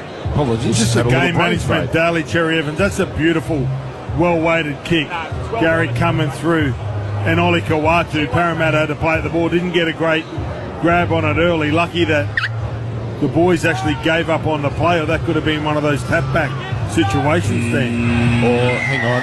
Now, you know a team is suffering when they don't get the dropout in time. It's not going to matter because you can't see Manly taking the 2 here. But a penalty in front 10 metres out as the siren went before Hawkins put his boot to it. The last tackle options from the Manly Seagulls when they go to that right-hand side, it's so much variation. They're playing mind games. Don't be surprised to see a try from last play from Manly's right edge as well. My apologies. Garrick's going to take the 2. Wow. Respect that probably isn't warranted, to be honest, but they're going to go from 10 to 12 here. And maybe it's a mentality thing about just... Yeah. Good for them. Here he is. Because Manly do get caught up sometimes in right. So in a lack of focus. Yeah, and they kicked the goal easily. No need for the Pertec kick predictor for a reliable performance. So much for giving your forwards a break. Drama resistance. It's 1980. 12-0. Triple M rocks the footy. Specsavers Audiology. Don't leave your teammates on the sideline. Get everyone back into the game with Specsavers Audiology. Book an appointment with a Specsavers hearing expert today and rediscover the joy of everyday sounds. And just while that Ruben Garrick was lining up that conversion, Tommy Dvojevic was in the background with the trainer getting a check on his left knee. He looks okay, he stayed out, but every time Tommy goes down for a check on any part of his body there's a bit of panic around 4 Pines Park. So the good news is he's up and moving. Yeah, and probably a wet surface would not ease those concerns, but here come Manly now. Brown hit hard from off the Hangawi there. Yeah. It was a stumbling start there. It was a good kick-off, and they were on the back foot. And off Hangawi. Oh, he's down. He's got to go off here. You went straight to your head, mate. Tackle 2. And he's Just now. have a look at Joe. He's Tackle 2. remonstrating with the referee off Hangawi. But he's now Todd Smith. I don't believe can order him off here, but he's going to get his marching orders for a HIA. Check his head, mate. Yeah, he was on the ground for a good 2 seconds there. Then he came to pretty quickly. But this should result in an inspection. Hangawi's been strong. 6 runs. Big smile on his face. He's doing that boxer thing, pretending he's not hurt. But I think the damage might be done, and he'll have to have a check. Anyway, Takayaho. His 7th run. He's been good. We'll play it now. Oh, Brown off a standing start. Short ball to Tom Dramojevic, cut down by Hawkins. Great tackle, Hawkins had to be made. Jas Tavunga runs out of dummy half, and he leaves the marker in his wake. Barlaw. On the next, it's the last Cherry Evans from outside the 40. Kicks deep, not looking for the touchline. And Yongi takes it, then throws to Addo Carr. Haven't seen much of Addo Carr, and he's smashed up here by Brooks. And also Takayaho. Parramatta pinned in there 20. Now it's away to Yongi at high tackle again. That's another loose penalty Manly have given away. That's the 3rd one. So get out of jail free card. And I see one of the key men for Parramatta coming off. Brent Reid, down to you for Bob Jane T-Marts. Yeah, Junior Paulo's just come off the field down for a break. He looks okay. He's just with the trainer now, actually. Well, I think he's okay, but yeah, he's just come off for a break now. Yeah, he got it. He was probably due for that break anyway, Rudy, but he got a poke in the eye just looking at a Harvey Norman replay. We've seen some players get pokes in the eye this year. An abnormal amount, it seems. Kautonga now 9 short of halfway as it's carried forward on the next play by the number 17, Dan Keir, playing his 7th first grade game. On the next, it's Lane, rucked up centre field by Cherry Evans. Halfway line, play back to Lussick. To the right he goes. Hopgood now to Hawkins. Hawkins running. 3 Manly players all over him. And Hawkins collected inside the 40. Short side play. Brown running. He's beaten one, beaten another. That's the best run he's had in a month. And he's captured 12 metres out. Last tackle. Parramatta now. Closing in. High kick. Hawkins coming down. Garrick takes it. Great catch right on his try line. And he made the play millimetres from that try line. But Manly had to hold on tight there. 12-0 they lead. Manly over Parramatta. That's a great take, wasn't it?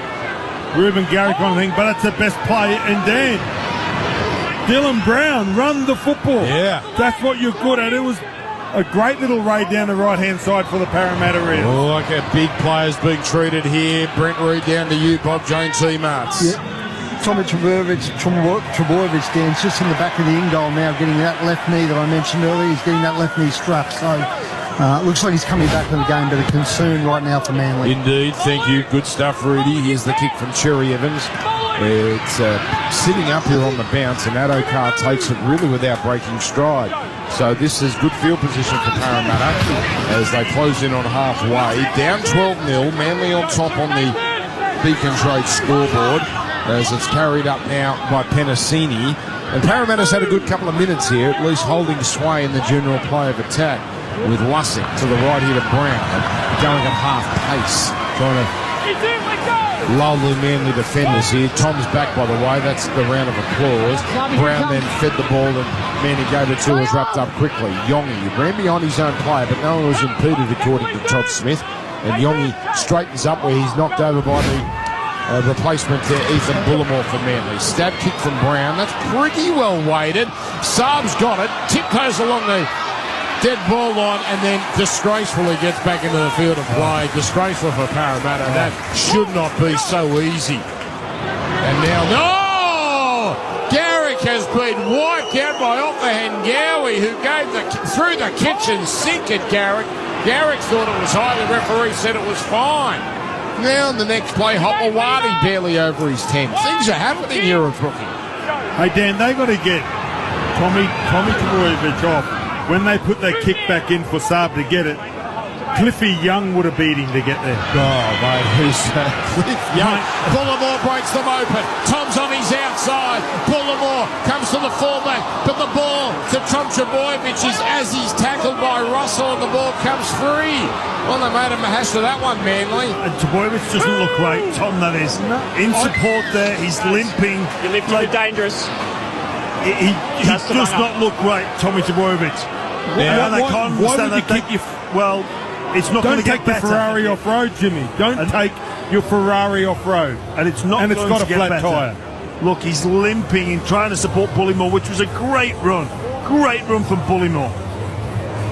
And Reddy, what are you looking at? What are you seeing down there on the sideline as Parramatta put it into touch? Well, the worry for Manly is obviously in the past when Tommy's played on with a slight injury, sometimes it's led to a more serious injury, and Manly can't afford him to lose him for a long period, so there's going to be a real concern about getting him off. They're fair dinkum. They don't need him for a game like this. They're up 12-0. It's the team running last. If you're half serious about taking it off, this is the time. Brown stepping. Threatening, but wrapped up here, 21 metres out. In front of the post at the Fulton stand end, the northern end, on the next here, tackle 4, it comes inside here for Keir. He's felled by Ben Trbojevic on the right. Now it comes to the open left. Hawkins. Oh, Hawkins, he fooled one of the defenders in Garrick, but he couldn't do anything with it.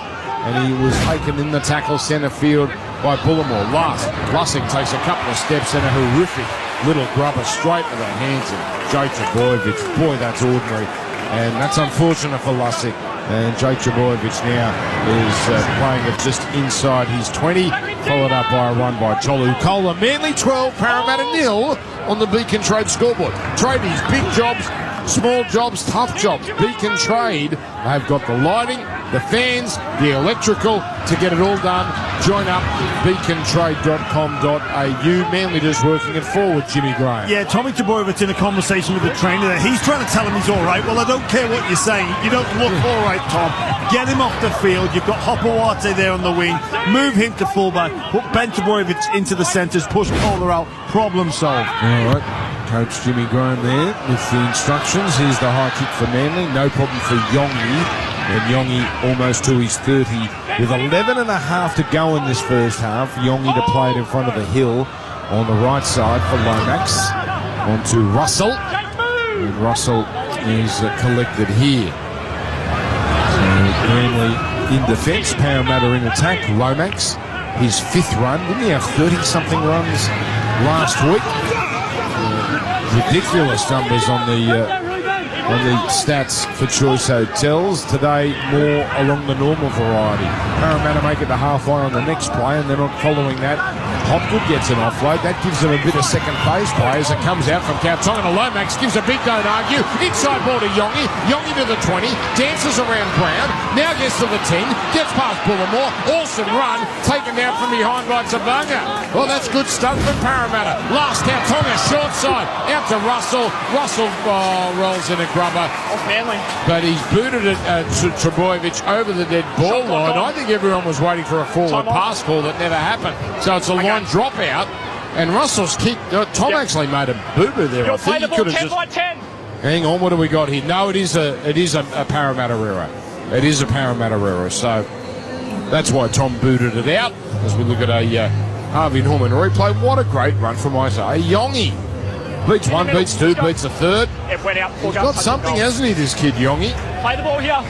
So Manly bring it out to the 10-metre line, 12-0. There, play the ball, mate. They lead. Triple M later. Tigers, Warriors from Campbelltown. Tigers looking for a 3rd straight win. That's coming up live right here on Triple M Footy. So looking, it was what Russell did. He actually had an air swing, and the ball hit the touchline. So, rain teeming down now. Well, they're not teardrops anymore, Gordon. Here in God's country, whatever it is falling, it's quite heavy. As Manly work it forward. Now it comes here to Nathan Brown. Strong run, Brown. That's a 15-metre gain, and he's almost a halfway. 30 minutes gone. Simpkin into the contest in 14 on the Brooks, wheeling and dealing, and then throws a loose pass, picked up carefully by Hopewadi, and all he can do is take the tackle there of Tuiva'iti. Last, Manly, a little messy the last few minutes. The high kick from Cherry Evans, and no kick. Oh, no kick, easy now, and Yongi drops it. That's as easy as it's going to get, but in this driving rain, every kick is a test, and now Manly really out of nowhere, because they haven't done much in the last few minutes, have got a red-hot chance to expand on this 12-0 lead. Parramatta's effort today has been okay. It's their discipline and their errors. You just saw that kick come up. Daly Cherry Evans was under pressure. A really simple box kick where they kick it just to keep you in that area of the footy field. And he drops it cold. Manly win the scrum. Cherry Evans turns it in. Bullamore's already broken them open once, but not this time. He's stopped centre field by Brown. It comes across from Simpkin. Away now to Jake Trebojevic. He marches it to the 10-metre line, where he's rolled over and put on his back. He'll play it slowly to Simpkin. Uses Bullimore as a decoy. Gives it to Cherry Evans. Out to Tom. And Tom tried to finesse a pass. It was terrible work from Tom. He tried to just tap it onto Saab. If he got it right, it would have been gorgeous, but he didn't get it right, and it's a turnover. There's now Penasini. He's hit hard in the tackle. Hit hard, Dan. Olakawati, wow. He can, when he forces that shoulder in, devastating. Brent Reid down to you on the sideline, Bob Jane teammates. Yeah, he reached for that knee again, then Dan, straight after that, as he ran to get back into position, he stopped halfway back and sort of reached down and touched that left knee, and then he got himself up and got back into position, but he's really bad. He's like an 80-year-old man right now, actually. 40-20 attempt by Hawkins. And almost there, Reedy, the 40-20. Yeah, just get it, like... He's not going to come back after half-time, I suspect. And they run the risk here of making whatever this injury is worse. All right, so Manly up 12. But Dan, it happened 15 minutes ago. Yeah, I'm with you, Gordy. I'm with you. Is the coach under that much pressure? This is not a sudden death final.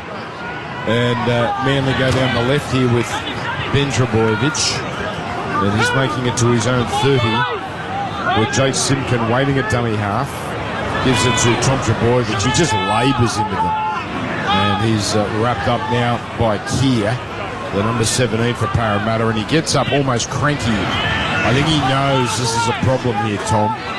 Followed up there, that play by Nathan Brown carrying it forward. Cherry Evans over the 40, a driving kick, sits up this time.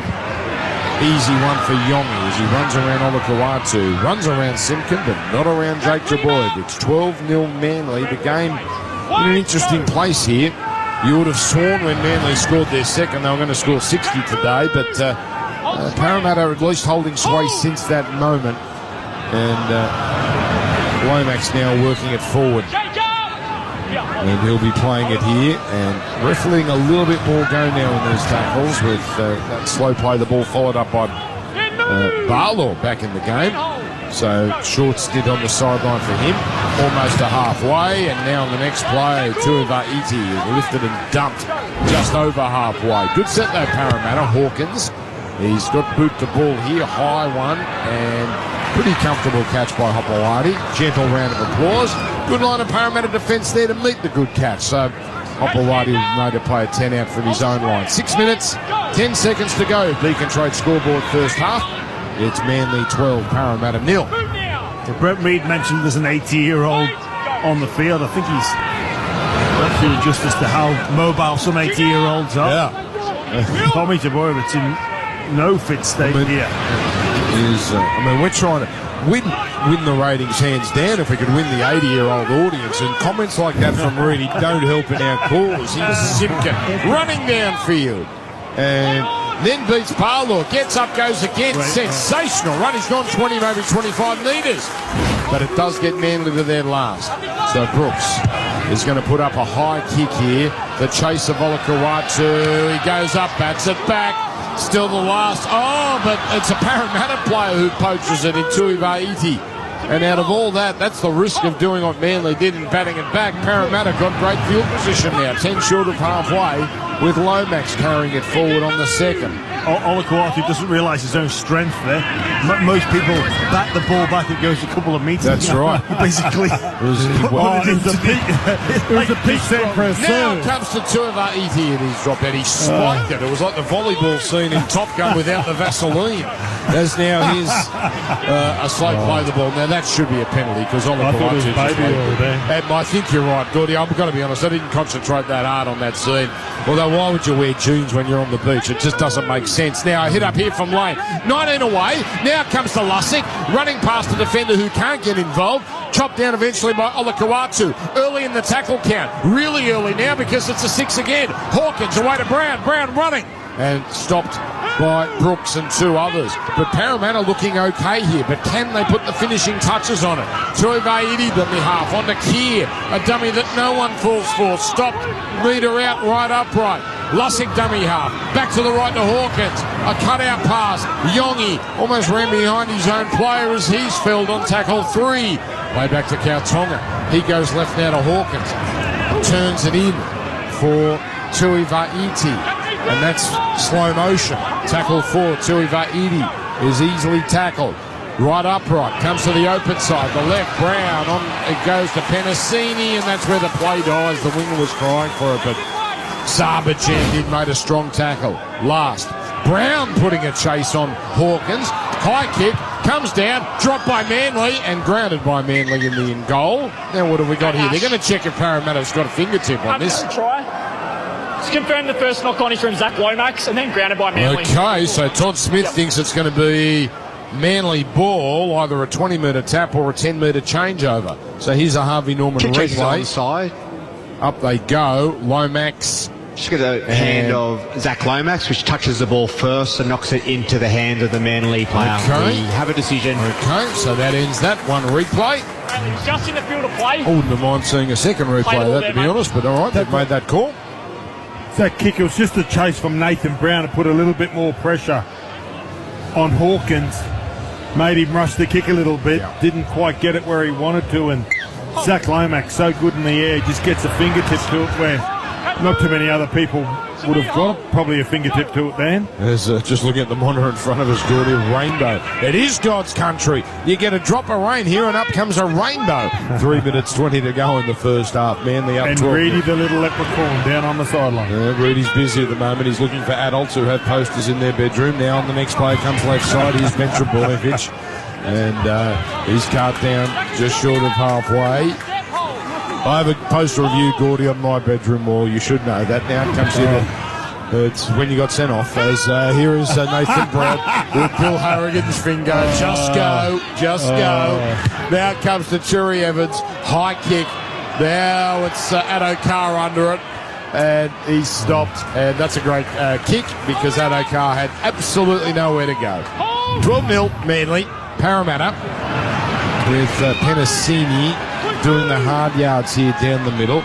We've had 9 penalties in this first half. Parramatta could use one here. Here's Russell with a good driving run. And he makes it beyond his 20. Played to Lussick. Throwing it on here to Tuiva'iti. He's done some impressive things at times. We've seen him on a Sunday afternoon, and he's captured 9 short of halfway.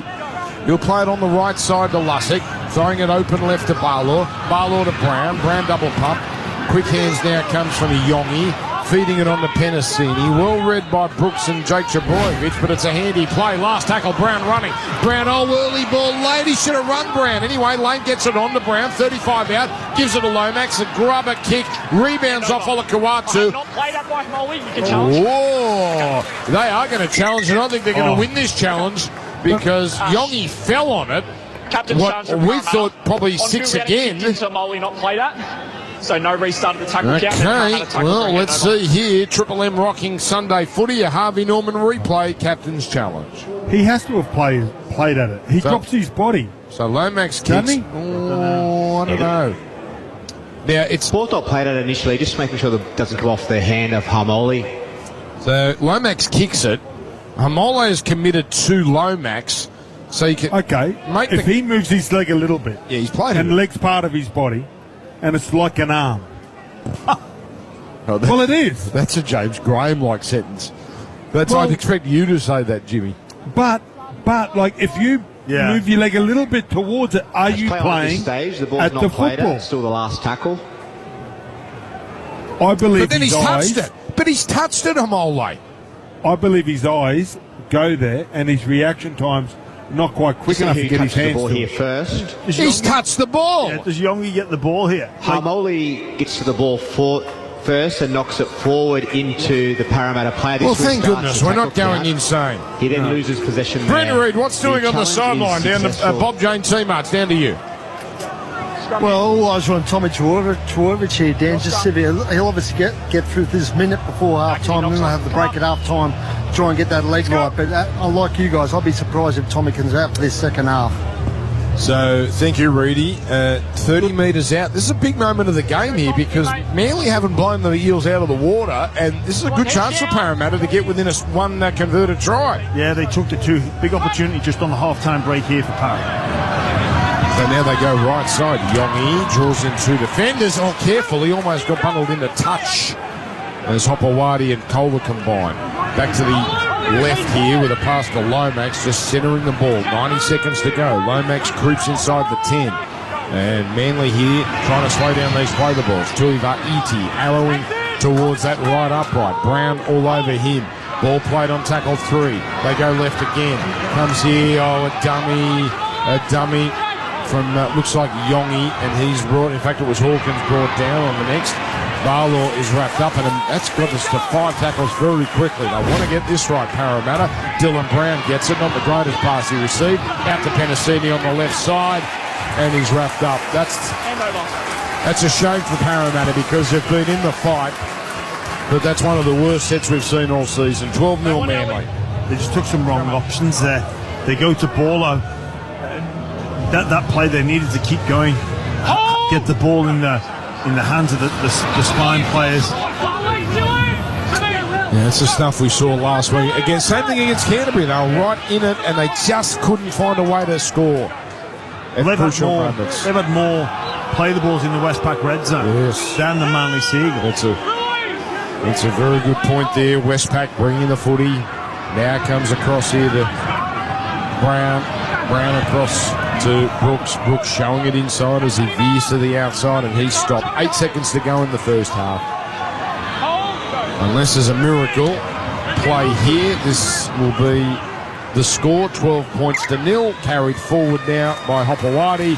Tom Trbojevic is first off. He wants to get this leg treated immediately. So, shaking the head. He doesn't look right. Manly, they're on top on the scoreboard. You wouldn't say they're in complete control, but they're ahead 12 points to 0. Triple M Sunday footy. Don't forget Tigers Warriors coming up straight after this. We do it for Ream Hot Water and for McDonald's. Shut up! The footy's on Triple M.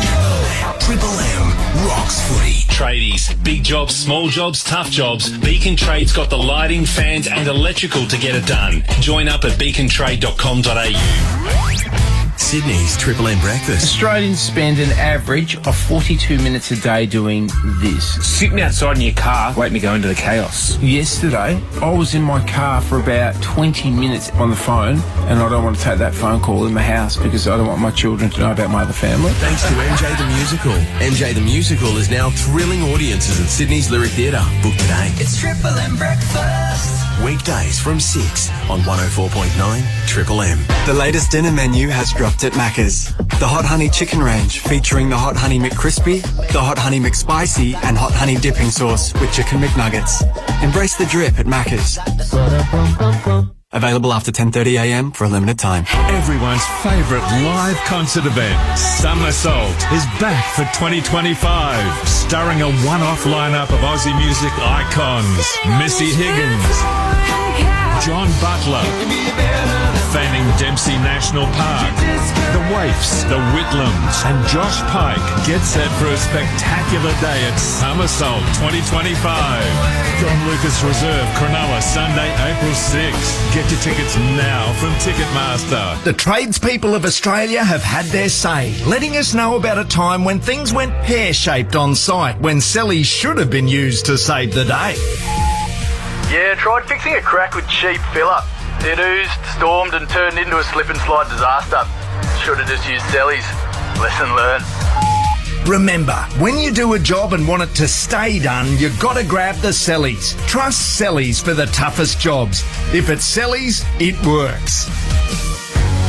The KGM Sanyong Rexton finance offer simply cannot get any lower, and it's available at participating dealers on the entire range of new Rexton models, one of Australia's best value 7-seaters. But hurry, because KGM Sanyong's low finance offer ends 31st of March 2025. Visit your participating dealer today. KGM Sanyong, Korean built to last. While stocks last, T&Cs and exclusions apply. Finance for approved consumer and commercial applicants of Angle Auto Finance. Australian credit licence 530731. Back your business with Energy Australia's dedicated team of energy experts and get a great deal on your business electricity. Find out how at energyaustralia.com.au. Hello. Frank Walker from National Tiles. The famous National Tiles Spend and Save is on now. Spend $4,000 and we'll only charge you $2,750. Spend $2,000 and we'll only charge you $1,450. Or spend $1,000 and we'll only charge you $750. Yes, the more you spend, the more you save at the National Tiles famous Spend and Save. But you'll have to be quick. So rush into a National Tiles store near you or go online at nationaltiles.com.au now and save. Shut up! The footy's on Triple M! Triple M rocks footy. Tradies, big jobs, small jobs, tough jobs. Beacon Trade's got the lighting, fans and electrical to get it done. Join up at beacontrade.com.au. Unfortunately, it is, even if you're not a Manly fan, it really is, you get tired of this storyline, which happens all too often. Tom Trbojevic is injured. And that really has cast a pall on this ground. The fans here certainly know about it. Manly up 12-0, looking pretty comfortable, although they had been far from perfect against a game Parramatta. Jimmy Graham, Gordon Tallis, Brent Reid here with Dan Gannett. But really, the storyline is not Daly Cherry Evans and whether he gets booed or not now. It's Tom Trbojevic, who's had 3 runs. He's had a try assist. But the question is he going to come back, Gordy? And if he doesn't, how long is he going to be out for? Well, if it was a semi-final, you keep Tom out there just because of his presence. But it's round 4, round.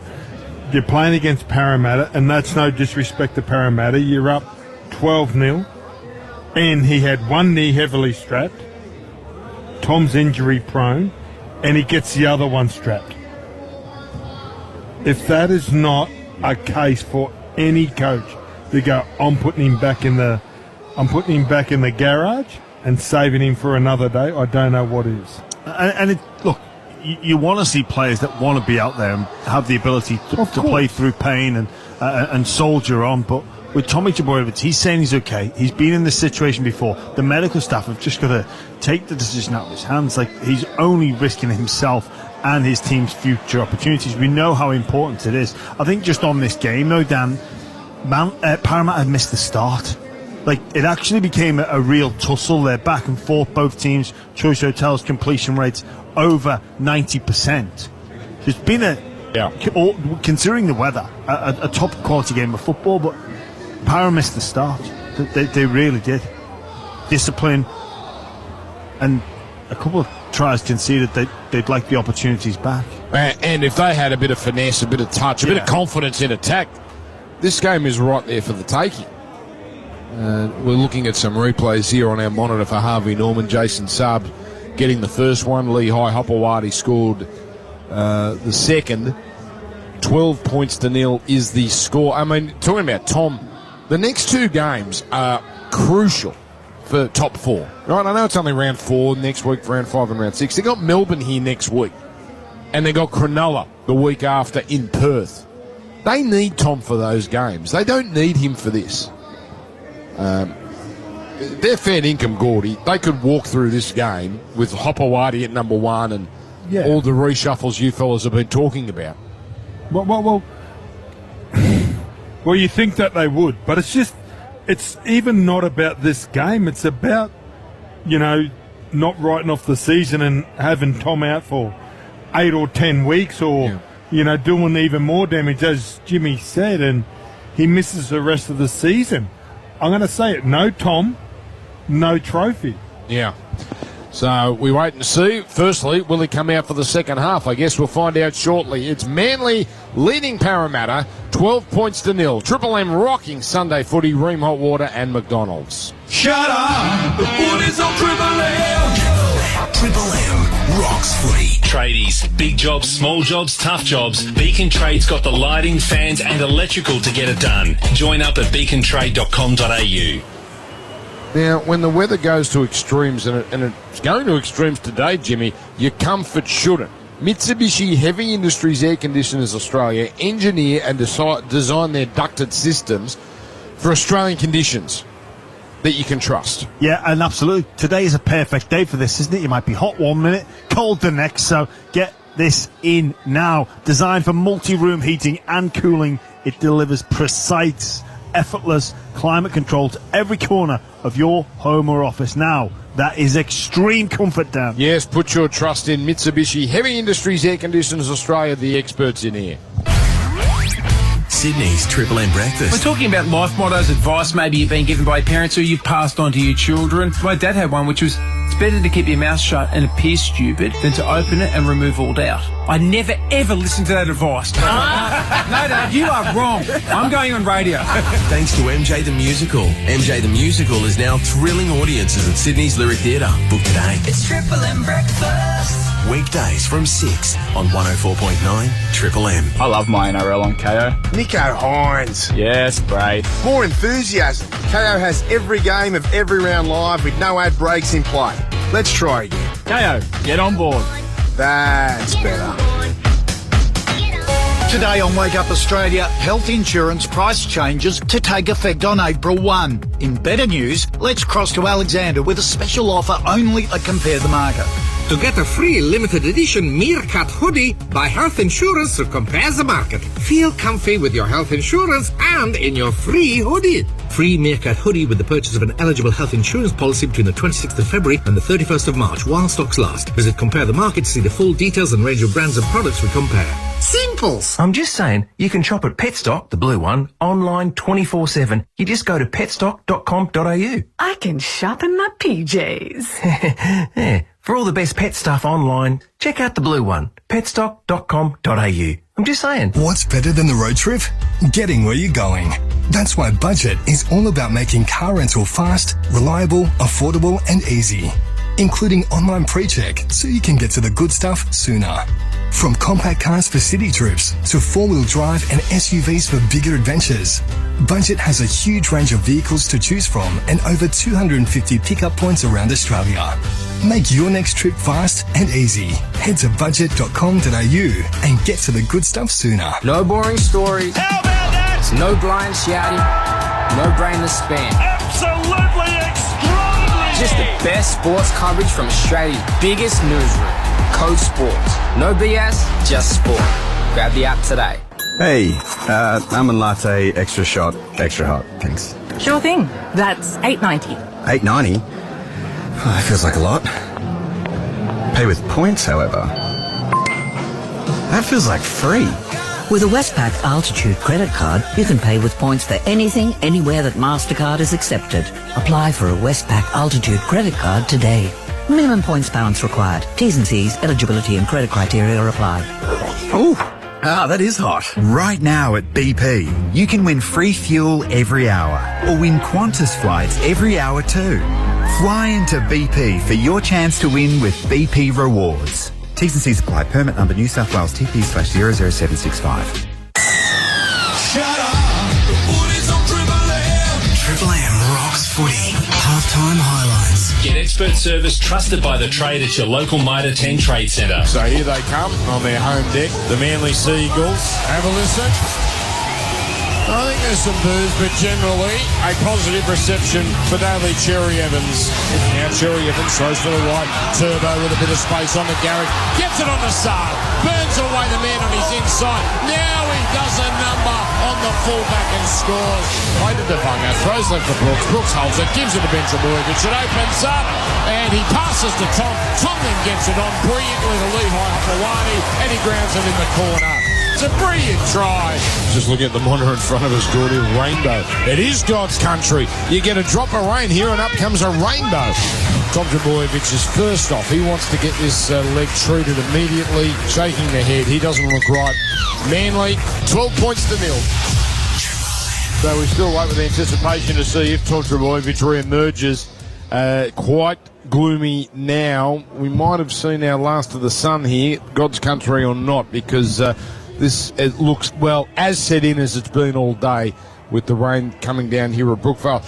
We've got one more week of these 4 p.m, 6:15 p.m. clashes, obviously 1 hour behind in Queensland. 1 week left. This is the last of daylight saving for a Sunday, so that's good, Gordy. We can all be on the same page because daylight saving Sunday morning next week. So, why doesn't Queensland go daylight saving, Gordy? I mean, well, Dan, you've the heard fading the theory. curtains. Oh, faded curtains. The cows don't know when to come in to be milked. And every time it comes up, the politician, whoever the premier is or the opposition, just doesn't do it, just says, no, not an issue. What are you looking at here, Jimmy Graham? Yeah, Jake Trbojevic addressing the troops there. A guy that would never leave Manly, but no sign of Tom. Yeah. As the players come together, put their hands in the middle and do their little pre-halftime ritual. Yeah, unless he's getting some attention in the medical room, I don't know if we'll see him. Next week, Jesus, comp's going quickly. This is getting to the end of round 4 as Parramatta come back out. Thursday night, good one. Canberra versus Sharks down in the capital. Thursday night footy. Friday night, the early game, Penrith versus Cowboys. Both of those sides need a win. Cowboys off the mark. The late game, South Sydney flying high against the Roosters from Homebush. You know it's a big game. I've already had people ask me for tickets for that one, Jimmy. So the South fans are up and about there. Saturday, Parramatta and Dragons at CommBank. Can we have a repeat of what happened last time there? I think it was 84 points. Middle game on Saturday. Oh, Gordy, Titans. I'm looking at the NRL ladder. Wow, refreshing to see. It says Titans 4th, Dolphins 16th. But wow, isn't that a beautiful sight to see the Titans up there? And massive clash though, Dan. Gee, it's a big night in Queensland because it is a massive clash. Dolphins have to win. Tigers too, don't they? Straight after. Oh yeah, Broncos, Tigers. I tell you what, if the Tigers win, aren't we going to hype that game up? If the Tigers win tonight, and we should hype that game up. Sunday, there'll be Fox Sports still want a Bronco town. That's it. Sunday, Manly, Melbourne, right here, 4 Pines Park. And the late game's not a bad one, actually. Doggies versus Newcastle from Accor Stadium. So Canterbury got stuck with a couple of Sunday night games. But that's the last of the 4 p.m. games. And then we, of course, have the rights to the 2 p.m. contests. And they start in round number 6. But here we go. Parramatta in possession here. And they work it forward here with Dan Keir. Parramatta down 12 points to 0. Tuivasa-Iti is dropped down. And he'll play it here. Lussick will wait at dummy half. Comes across now to Kitione Kartonga, the starting second rower. And he is brought down. Here's Lussick running out at dummy half. And a handy little run. Almost gets him to halfway. Last tackle here. And there is no Tom. He's off. As it comes here to Jason Saab, and he carries it forward here. So, as you'd expect, Hopewadi at the back with the changes there. Brent Reed sideline for Bob Jane teammates. Dan, just an update on Tommy Trbojevic. Manly is saying it's an MCL. It's definitely not an ACL, which is good news. He'll have to undergo scans tomorrow, but it's an MCL. So, well, that's 4 we to have 6. to wait to see how long that is for him. Yeah, that'll be 4 to 6 if it is an MCL, maybe even a touch longer. So, geez. Can the bloke take a trick? Comes out to the right here. Nathan Brown turning it in now to Ethan Bullimore. If it's not his hammy, it's something else. So that's big news. Thank you, Brent Reid. Not great news for Manly. Comes to Cherry Evans, turns it in. Beautiful run, Nathan Brown. Cut back, beat a defender. Got a pass as he was falling. Away to Simpkins. Simpkins to Hopewadi. Hopewadi almost went through. Excellent set for Manly. Last tackle from 35 out. Cherry Evans puts up a high kick. Contest! And, great catch at the back there by the fullback Yongi. He was balked out of it, but did well. 5 out from his own line where Yongi plays it. Penasini punching it forward here. And it does make you wonder what the hell was Tom doing on the field for those 15 minutes. But anyway, there's Parramatta carry it forward with Josh Adokar. He almost lost it as he got up to play it, but he held on. Now Lomax, smashing him there, Nathan Brown. And the tackle made just outside the 20. This is a hard set for Parramatta. And I'll never question God's country again because the sun has just broken back through. Now, I thought it had set in. He's the last Hawkins from inside the 40. Got a boot on him, Dean Hawkins. Caught on the full though by Hopewadi on his 20. And he carries it back here a good 15 metres. You say Hopewadi's still a teenager? Oh, if he's turned 20, he's just turned 20. Such an exciting prospect. And, when he fills out, because he still looks so slight, but he still carries with so much strength despite being slight. Gordy, when he fills out, he's going to be one hell of a player. Well, if there's anything like his old man John, I remember playing under 19s at Manly. Two breaks them open. He's into the backfield. And then he muffs a grubber kick, and Adokar gets back there and hauls it in. The fullback had his fingers crossed, his toes crossed, his arms crossed, and he crossed his eyes. Yes. Please don't run at me. Don't take me on. 6'5", running full steam with the line wide open, and he puts a grubber kick. Now knock on. Parramatta's put it down inside their 10. So Manly have come out pumped up in this second half. Nathan Brown in the thick of it, and they all come in to celebrate with him and pat him on his head. Ooh. As we look here at a replay, what are we seeing here? I thought there may have been a hand in there from Brown. He did fly off the line, and then just in the ruck, the Eels, I believe they have a challenge up their sleeve, but elected not to use it. This is good field position for Manly. Beautiful field position, 10 metres out on. Look at the sun shining now. It's a biggest gorgeous halfback ever. Out it comes here to Brooks' open side. To the left of Cherry Evans. Holds it up, giving it to Hopewadi. And an excellent one-on-one tackle from Lomax, who picks up Hopewadi and carries him back like he's a package. And gets him beyond the 10-metre line. And now he's 14 metres out where he's playing it. Here's Corey Waddell. We didn't see him in the first half. He just goes down the middle with a simple run. Centre field. Manly fans chant for the first time. As it's played now to Simpkins, to the right to Brooks, double pump Cherry Evans, turning it in Olakau'atu. Olakau'atu, 3 defenders there, and they still struggle to get him to the ground, and they can't get him to the ground, but he is called held. And 6 again, bit of niggle there from Sean Lane. Now it's Cherry Evans on the angle, to the open left of Brown. Brown to Brooks, he runs an angle, then turns it into Waddell. Neat footwork past Tui Va'idi, but not past Keir. Chop down centre field, Simpkin goes left. Cherry Evans says, terrible pass to Bullimore. That was awful. Bullimore lost it, and it should have been called forward anyway. But either way, it's Parramatta ball and a real let-off for them. 12-0 to Manly, but they're not burying the Parramatta Eels the way they probably could. It's Adokar on tackle 2, fighting his way beyond the 10-metre line. So Parramatta, that was a gift for Manly, but Manly don't take advantage. Here's Russell now, carrying it up beyond his 20. Played back to Lussick under Barlaw. Barlaw's played plenty of minutes, and he's launching into the defence there as he's made the play 20 short of halfway. Now an error out of dummy half. That's the ugly Parramatta that we saw in round 1 and round 2. As Waddell comes up with it, and now Bullimore carries it forward. Surely Manly are going to punish them shortly. Another error from Parramatta. Bullimore plays it. Simpkin now out to Cherry Evans. On to Olakau'atu. They're giving him some good ball here, Manly, but this time the defence is there in numbers.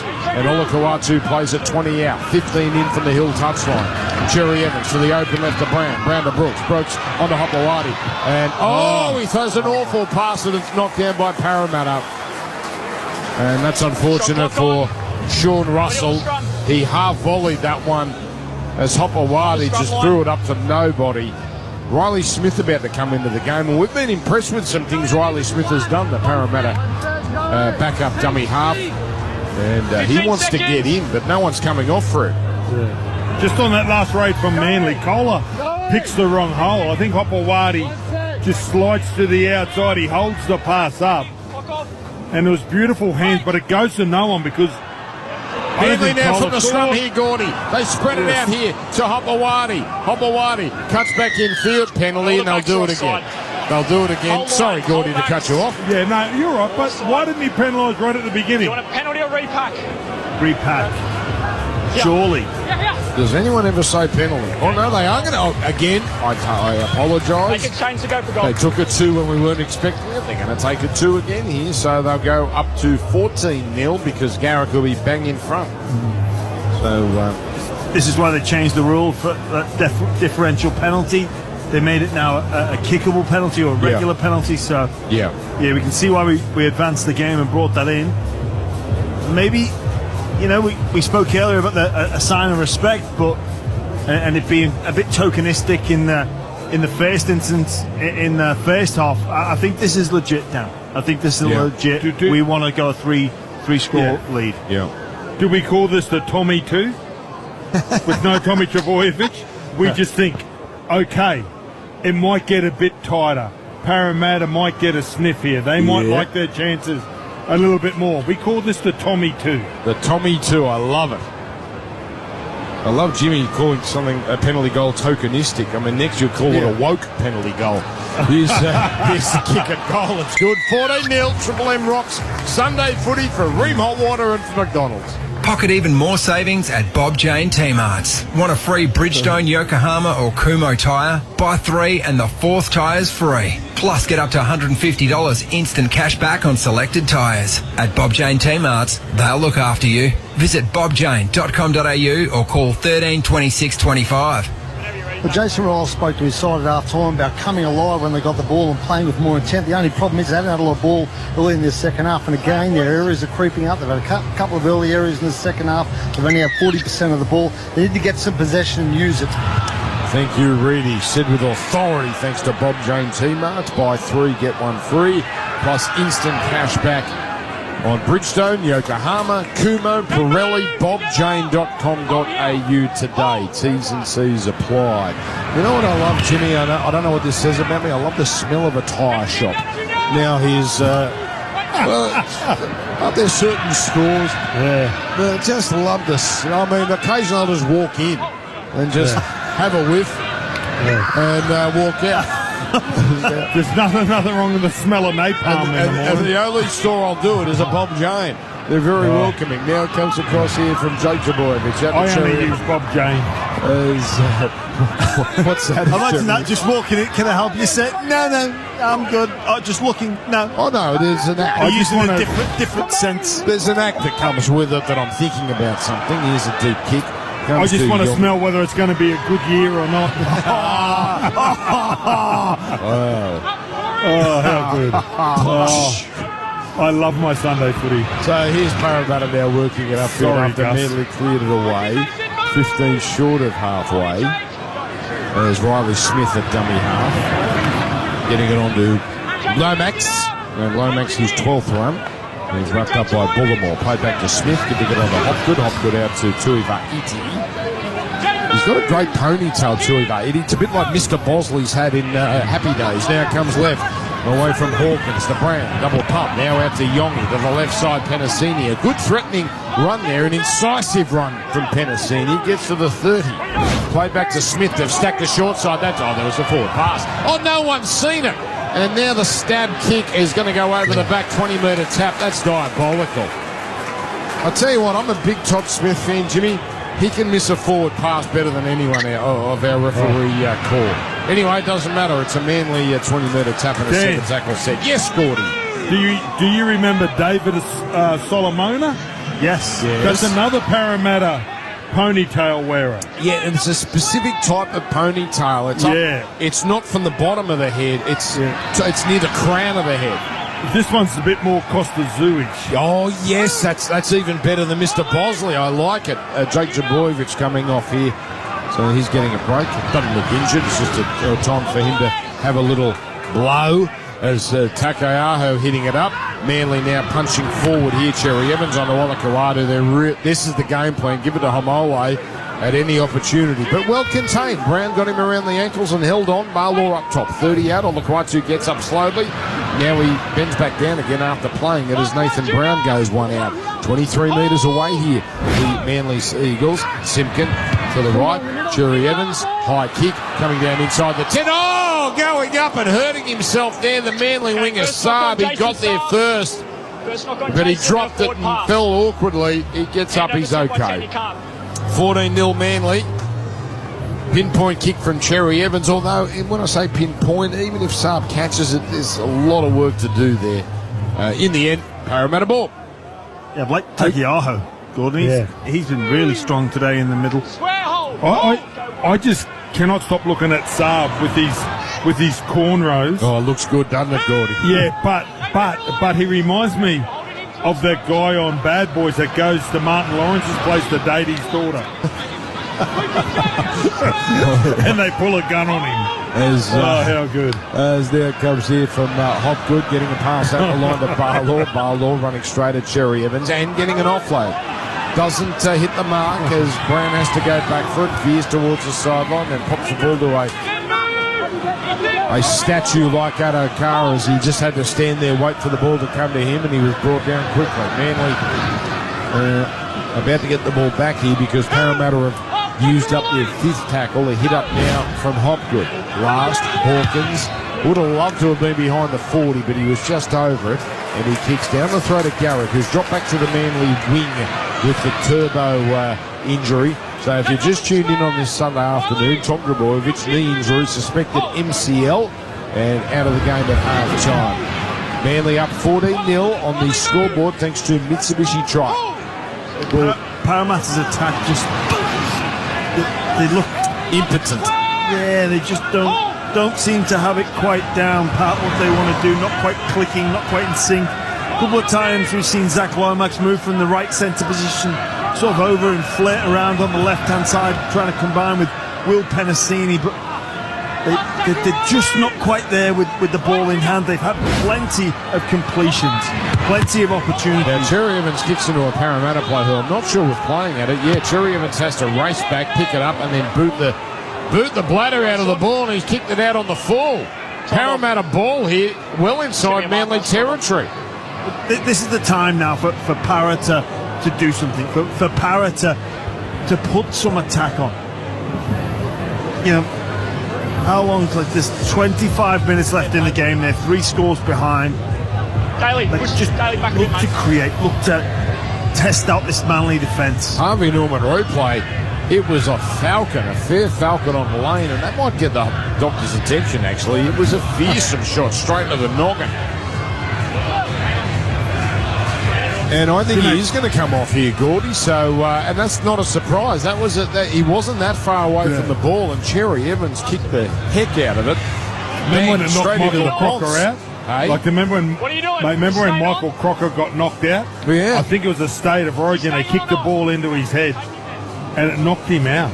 I bet. And that was a hard head too, Mick Crocker. Yeah. And Sean Lane is going to come off here, so he's off for the next 15. Bucketing down there, by the way, Brookie. Yes, Gordy. Can I ask, because it's been in the rugby league, like it's in our vocab, where did Falcon come? Like, I know it was Mario Fennick. I think that was it. Because he was the Falcon. He was the Maltese Falcon, right? The Falcon. Oh, right. And because it was that incident where remember he was coming off. Yes. And the dummy half just passed it into his head, and then the footy show turned it in. That's the Falcon. He was playing at the Crushers here at Lane Park that day. Yeah. As it comes to Hawkins, and he's put down. And they use it in other sports now. The AFL boys use it all the time. A Falcon. Now comes here from Riley Smith, getting it on to Offahem Gowie. I'm going to bring the Sunday footy. I'm going to bring the Josh Giddey into our call. Now, how did it go? Or which one, Gordy? Because there's a couple of Josh Giddey things. Cluck. He was clutch the other day. He was clutch the other day. Now it's the open side. It's coming here to Hopgood, steaming into the line. 12 metres out where he plays it last for Parramatta as front row and passes to front row and they're over. Offahengawi has got it down. I think that's a try. It is a try. Parramatta finally get on the board with an unorthodox last play. Barlaw ran it, passed it the line, and Offahengawi in game 200 gets over. That's a good try. And Parramatta are not done with here. 14-4. Yeah, that's a great reward. Playing his 200th game. Offahengawi, does he get it down? I don't know. This is going to go upstairs. I think on that angle, that's going to get turned down, but there'll be other angles. That was egg cupped. Pretty quickly. Here's another Harvey Norman replay. And now here's the interesting thing. We have not seen ball touch ground, but are they going to go with insufficient evidence?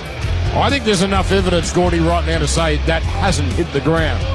I would say it didn't touch the ground. I would say the ball did not touch one blade of grass. Here it comes, Todd Smith. Camera's on him. Camera's now on Offahengawi. The mystery.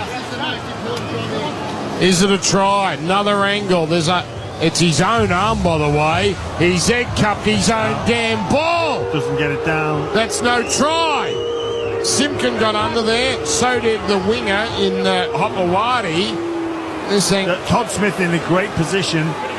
It's been given. Wow. Well, if that goes up as no try, there's no way that stands. Offahengawi give Hopewadi a bit of a facial after it as well. Very fired up there. Offahengawi. Well, that sparked these fans who have been in a bit of a lull since Turbo came off. Offahengawi, I tell you what, for a guy whose team hasn't won and is down 14-4, really gave a bake to those Manly players there. Well, he's happy, game 200, but boy, he just gave them a serve. And he probably didn't even get the thing down. 14 points to 6. Now down to Brady once again, Bob Jane T-Marks. I spoke to Joey Offahengawi this week for his 200th game. He's off contract at the end of the year. He wants to stay at Parramatta. That's his plan. I think he's helped his cause today. He's had a pretty good game, Joe. 11 hit-ups, 23 tackles. Now he's obviously scored that try. Just an update on Sean Lane's a Cat 2, so he's having an assessment right now. And we've got a crowd for you. 17,286. Pretty good given the condition. Certainly. Is it here on the northern beaches? Officially a sellout, Rudy? I mean, it doesn't matter. It's pretty much packed. I don't think that's a sellout, Dan. No, I don't think it is either. Which is a bummer because it's close to it. It's as close to a sellout as it gets, but they now can't say every game this year has been sold out. As Offahengawi is first to hit it up now. Barlaw carries it forward. 14-6 Manly. It's a contest here. 23 to go. Warriors and Tigers coming out after this. Riley Smith, great run out of dummy half. Beats one, beats another. Gets to halfway. Finally dragged down from behind. Parramatta's right in the fight. Now it's Yongi. Throws to the open side to Brown. Brown onto Lussick. Lussick now is a running back rower. Bumps his way up to the 30. Smith dummy half. To the right it goes. Now through the hands he's done it again. Lomax. Lomax is a winger. Stupid pass. The winger was unmarked, and Lomax didn't have to throw the no-looker. He did throw the no-looker, and it fell forward out of his hands and rolled into touch anyway. Dan, I get the manager's role in the game. I get the player's ego. He's a winger. If you can't execute that pass after playing for your country, after playing state of origin, after having that much experience, you don't play in that position. Yeah, Parramatta can't let that take the wind out of their sails. They got the try from Offahengawi. It was a great set after point. Time on. Working through the middle. Great run out of dummy half from Riley Smith. Full of confidence, Parramatta, but they just can't afford that to just put their heads down after that mistake from Lomax. 14-6 Mitsubishi Triton scoreboard. Manly on top. Good start of the set here for the Seagulls. Strong run from Kohler, followed up now by Aloye. Cherry Evans at halfway to the left of running Brooks, holding it up, giving it on to Kohler. Kohler, he threatens, but is well handled here by Lomax. 33 metres out, 10 in from the grandstand touchline. Swung to the open right. Brown, a settler on tackle 5, and he's brought down. So Manly, what have they got here on the last? Cherry Evans on the left side is putting up an end over end kick. Here comes Garrick, traces on, dropped by Russell, dropped it forward, and it's a knock-on. It's a knock-on. Good pressure from Garrick. Russell there, he tried to contort his body towards the Bob Fulton stand there, and he did that. Problem was the ball just fell towards Parramatta's attacking try line, so didn't quite get that right. And now Manly would dearly love to just settle things down and reassert their big margin. 14-6. And it's a great chase by Ruben Garrick as well, just to put enough pressure on. You can hear the footsteps on a greasy day. Just follow through. I'm not even sure he went for the football. Here comes Terry Evans from the scrum win, turning it into Takayaho, and he got lifted and stopped cold in front of the posts. Middle of the field here, Manly. Simpkin, the dummy half to the left. And racing up was Barlow. He knew where that was going. That was going to Waddell. Waddell's got blood. Oh, he split open. Yeah, he's in trouble, Corey Waddell. Takayaho down the middle. Almost got through. Got past Yongi, but not past the last line of defence. Comes here now for Cherry Evans. Back to Brown. Boy, it's been a nothing set. Brown gets an offload back to Simpkin to a flat-footed Takayaho, who dead set wanted to grab at that. He really did. And then he held on to it and took the tackle 2 away. Manly out of sync at the moment. And now the crash play, and Olakwatu goes without it. That's dreadful for Manly. And that's going to be Parramatta ball 10 out from their own line. A little bit predictable there. Dylan Brown read that really well. They knew Olakwatu was the go-to, the intended recipient of that pass from Cherry Evans. There might have been a little bit of room out the back, but in these conditions, Dylan Brown just got in the face of Olakwatu, forced that error. They've already cleared it, mate. Yeah, it was a smart decision from Dylan Brown just to get up early, get up really quick, put some pressure on Olakwatu in greasy conditions. Yeah. But Dan, I don't know whether you heard our show earlier, and the I Call BS, Jimmy Graham was complaining about the headsets. Yeah, what was that I have about? to agree. I actually have to agree. My ears are killing me. Oh, I'm sorry. I didn't know my voice was that annoying, Gordon. No. I think it's just maybe because I'm like a 63 Akuba, right? I do have a small head. And Jimmy Graham might have a big head. I don't know the size of his head. But there's a fair bit of pressure on the ears. I've known you for a long time, Gordy. I wouldn't class you as having a small head. He's Lomax sitting it up. That's just my ego. That's not the circumference. I think the bigger I Call BS is Parramatta work it out here. Oh, the ball's been ripped out of their hands. Strip. It was a two strip. people in the tackle. Tonga, and it's called a knock-on. Now, Parramatta should challenge this because there were 2 in the tackle, and there was definitely the ball was punched out. But Kautonga's young. He probably doesn't have the authority here to tell his captain, please send it upstairs. Yeah, Luke Brooks in attendance there. It appeared to be a stripping action. Wow. So scrum feed here for Manly. They really haven't looked like scoring all second half, and he does a weird thing where he grabs the back of the leg of Garrick there in a rather romantic fashion. But anyway, feeds the ball. And on the first play, it's just a casual hit up here from Josh Aloiai. 25 out, Manly leading 14-6. Lovely straight run from Takayaho. And he's inside the Westpac red zone where he's made the play. Simpkin to the right to Cherry Evans, dumming and taking the line on there. And he's going to be forced to play it just in front of the right upright where Simpkin picks up, goes to Brooks on the short side, inside to Olakwatu. This is their one play in the second half. Give it to the big fella. And Parramatta are all over it now. And Offa Hengawi involved in the tackle. Simpkin to the front man Aloiai, but beautifully read off of Hengawi. Last tackle. Comes to Cherry Evans, shapes the kick, throws to Brooks. Brooks then gets it on to Waddell. Waddell crashes over. That's a great finish.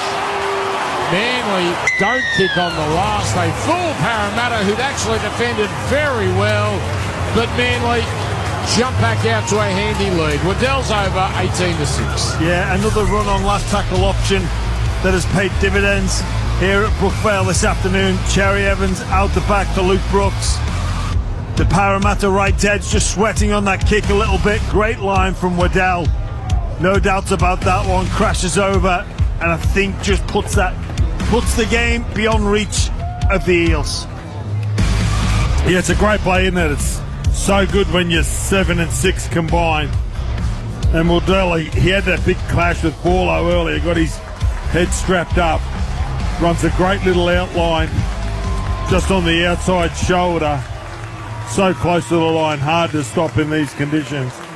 He gets the ball down. So, a pretty important kick here for Garrick. He should drill this one. It's not that far, it's pretty adjacent to the left upright, not that far away from the left upright. Corey Waddell getting his first try for the season. And 18-6. So 18 from touch. Per tech kick predictor, 96%. Wow, that is confident. Garrick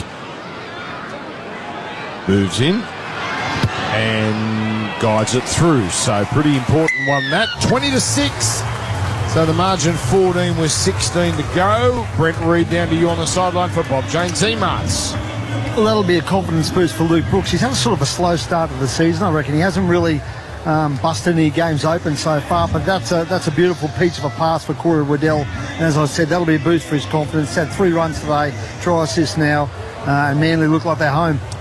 Looks like it. 16 minutes to go. I was going to say, Gordy, the I call BS I like. Why would you call an election in Magic Round Week? Come on, Albo. Come on. Well, he might want to come up here to do the big campaign. Oh, I see. Get up here and get a free ticket. Anyway, everyone pre-votes anyway these days. There's more people that pre-vote than vote on the day. Put it online. Save the trees, Greenies. It's compulsory, isn't it, for Australians? Yes, it is. Yes. Come on, you've lived here 15 years. You've got to know that by now. Have you voted? Not love. Oh, aren't you a resident? Permanent. And you can't vote? Not citizen, sir, no. Okay, I apologise. I thought if you're a permanent resident you could vote. Here comes to Brooks, kicking from inside his 40 after the Manly set. Jimmy, do you pay taxes? Shapes is a good kick here, and it's rolling in the in goal. Yongi plays at it, so it ends up being a great kick, and then they almost get him into the in goal. Oh, he just squeaks his way into the field to play Yongi. Now Russell is brought down. Yongi's hurt, by the way. He copped a knock to the head there. And when he brought it out, now Lomax barely over the 10. This is what we want to hear. The Manly chant going up. It's been a subdued crowd. Is that O'Carr crabbing in the middle of this Brookvale Oval? Doesn't go far. Brown giving it on to Penasini. And Penasini's just going to take the tackle from Takayaho. As now it's last tackle. Riley Smith kicking on now to Hawkins from deep inside the 40. Caught on the full by Garrick. Garrick then throws a long pass out to Hopewadi, and Hopewadi closing in on halfway. Manly with the ball. Brent Reid, Bob James T-Marts. Sean Lane has passed his HIA down. He's about to come back into the game. Thank you. Good stuff, Reedy. Here's Garrick, and he's cutting across field. He went one way, then came back the other. Chopped down quickly. Here's Saad straight into Riley Smith. Carries Riley Smith over halfway. Almost up to the 40. Manly 20-6, looking to really put some distance on here. As Takayaho, he's had a very good second stint, Takayaho, and he muscles his way up to the 30. That's tackle 4 here for the Sea Eagles. It's about to be played to Simpkin. He throws to the right to Aloye. Early ball, Cherry Evans. Brown rushing up. Cherry Evans finds a pass out here to Hopewadi. Beautiful, don't argue there. But coming in to make the tackle was Penasini. Inside the 20. Here's Cherry Evans, stab kick. Brooks, I'm not sure, is onside. It's batted out the back by Hopgood. And that's going to be a line dropout. I'm sure Brooks was in front of Cherry Evans. On the shot clock. But it's a dropout, so 20-6 men. Yeah, he did look at a fraction in front, but you've got to give some credit here to Hopgood to turn and react. Yongi left that job to his middle forward to clean that one up, and thankfully for Parramatta, he was there to save the day. Here's Hawkins getting plenty of height on this, but too deep. Caught on the full by Garrick, and Garrick winds up, gets over the 10, wrapped up around the ankles by Hopgood. 9 metres out centre field. Cherry Evans turns it in. Olakawatu thunders his way to the line. He almost got there. Stop the it. last line of defence, Yongi desperate. Riley Smith won't let him play it. Finally does. Crash play. Takayaho is over. Oh, come on. Todd set it up as a try. He got that down. Have no try. Just make sure it doesn't hit the line before it gets pushed back. Tackle 3. Okay, I think he hit the line here, and Todd's in a great position. Todd's in a great position now, referee, and you know what? Maintains possession. Todd Smith He's is short right. of the line. Well done, Todd. He doesn't get that ball down. You have a decision. I thought he was there. Gordy thought he was there. Jimmy thought he was there. I think he thought he was there. It's okay. I'll tell you when. Dan? Yes. Oli Kawatu, I don't know, this is for the kids in the car? Time on. Yes. Off you go. They look like minions around him. They look like little minions in those yellow jerseys. Tackle 4 after that excellent decision by Todd Smith. Sees Alua carry it forward. Now it's Simpkins to the left of Chura. That's it. Brooks on it goes. Beautiful try to passing, and Colo gets it down. He almost stumbled over the dead ball line. And now Manly have clicked into gear. It took a while. Improves the position slightly. Rain comes back again, but not before Manly get back-to-back tries. And again, they do it on the left side. 24-6. They're home now, the Sea Eagles. Yeah, Olakawatu went close. Takiaho went close. They had that little... Oh, let's just make sure he gets this down because his left arm is perilously close to the dead ball line. Tolu Kola just slips, doesn't he? Oh, he got it. That is just his arm actually does hit the line, but the ball had been grounded millimetres earlier. Look, milliseconds earlier. Gordon, I was never really in these situations. Try scorer. Running it around the post. It was more on it was more on the try line when I scored it. I never really flirted with the in goal.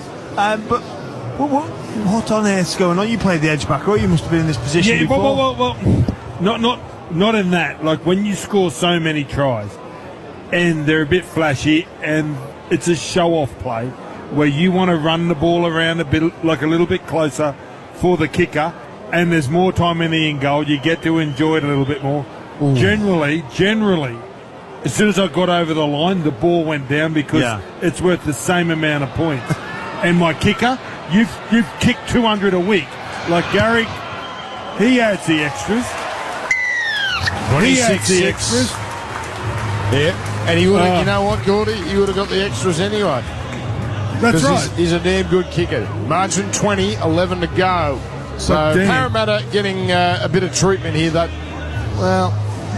were in this at 14-6, Gordy, but not now. Hopewadi's impressing me. Oh, isn't he?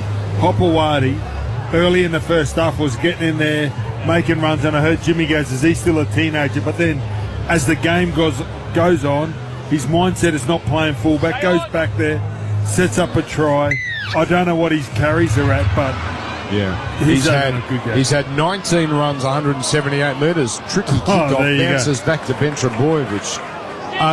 To correct myself, he turned 20 in January, did Lehigh Hopewadi. So not a teenager, but can't drink in Vegas if Manly play there next year. Can I wish my oldest boy, Ethan? I heard you say this the other day. Yeah, well, it makes you feel old, but my oldest boy turns 21 tomorrow. How good's that? It's so good. Happy birthday, Ethan.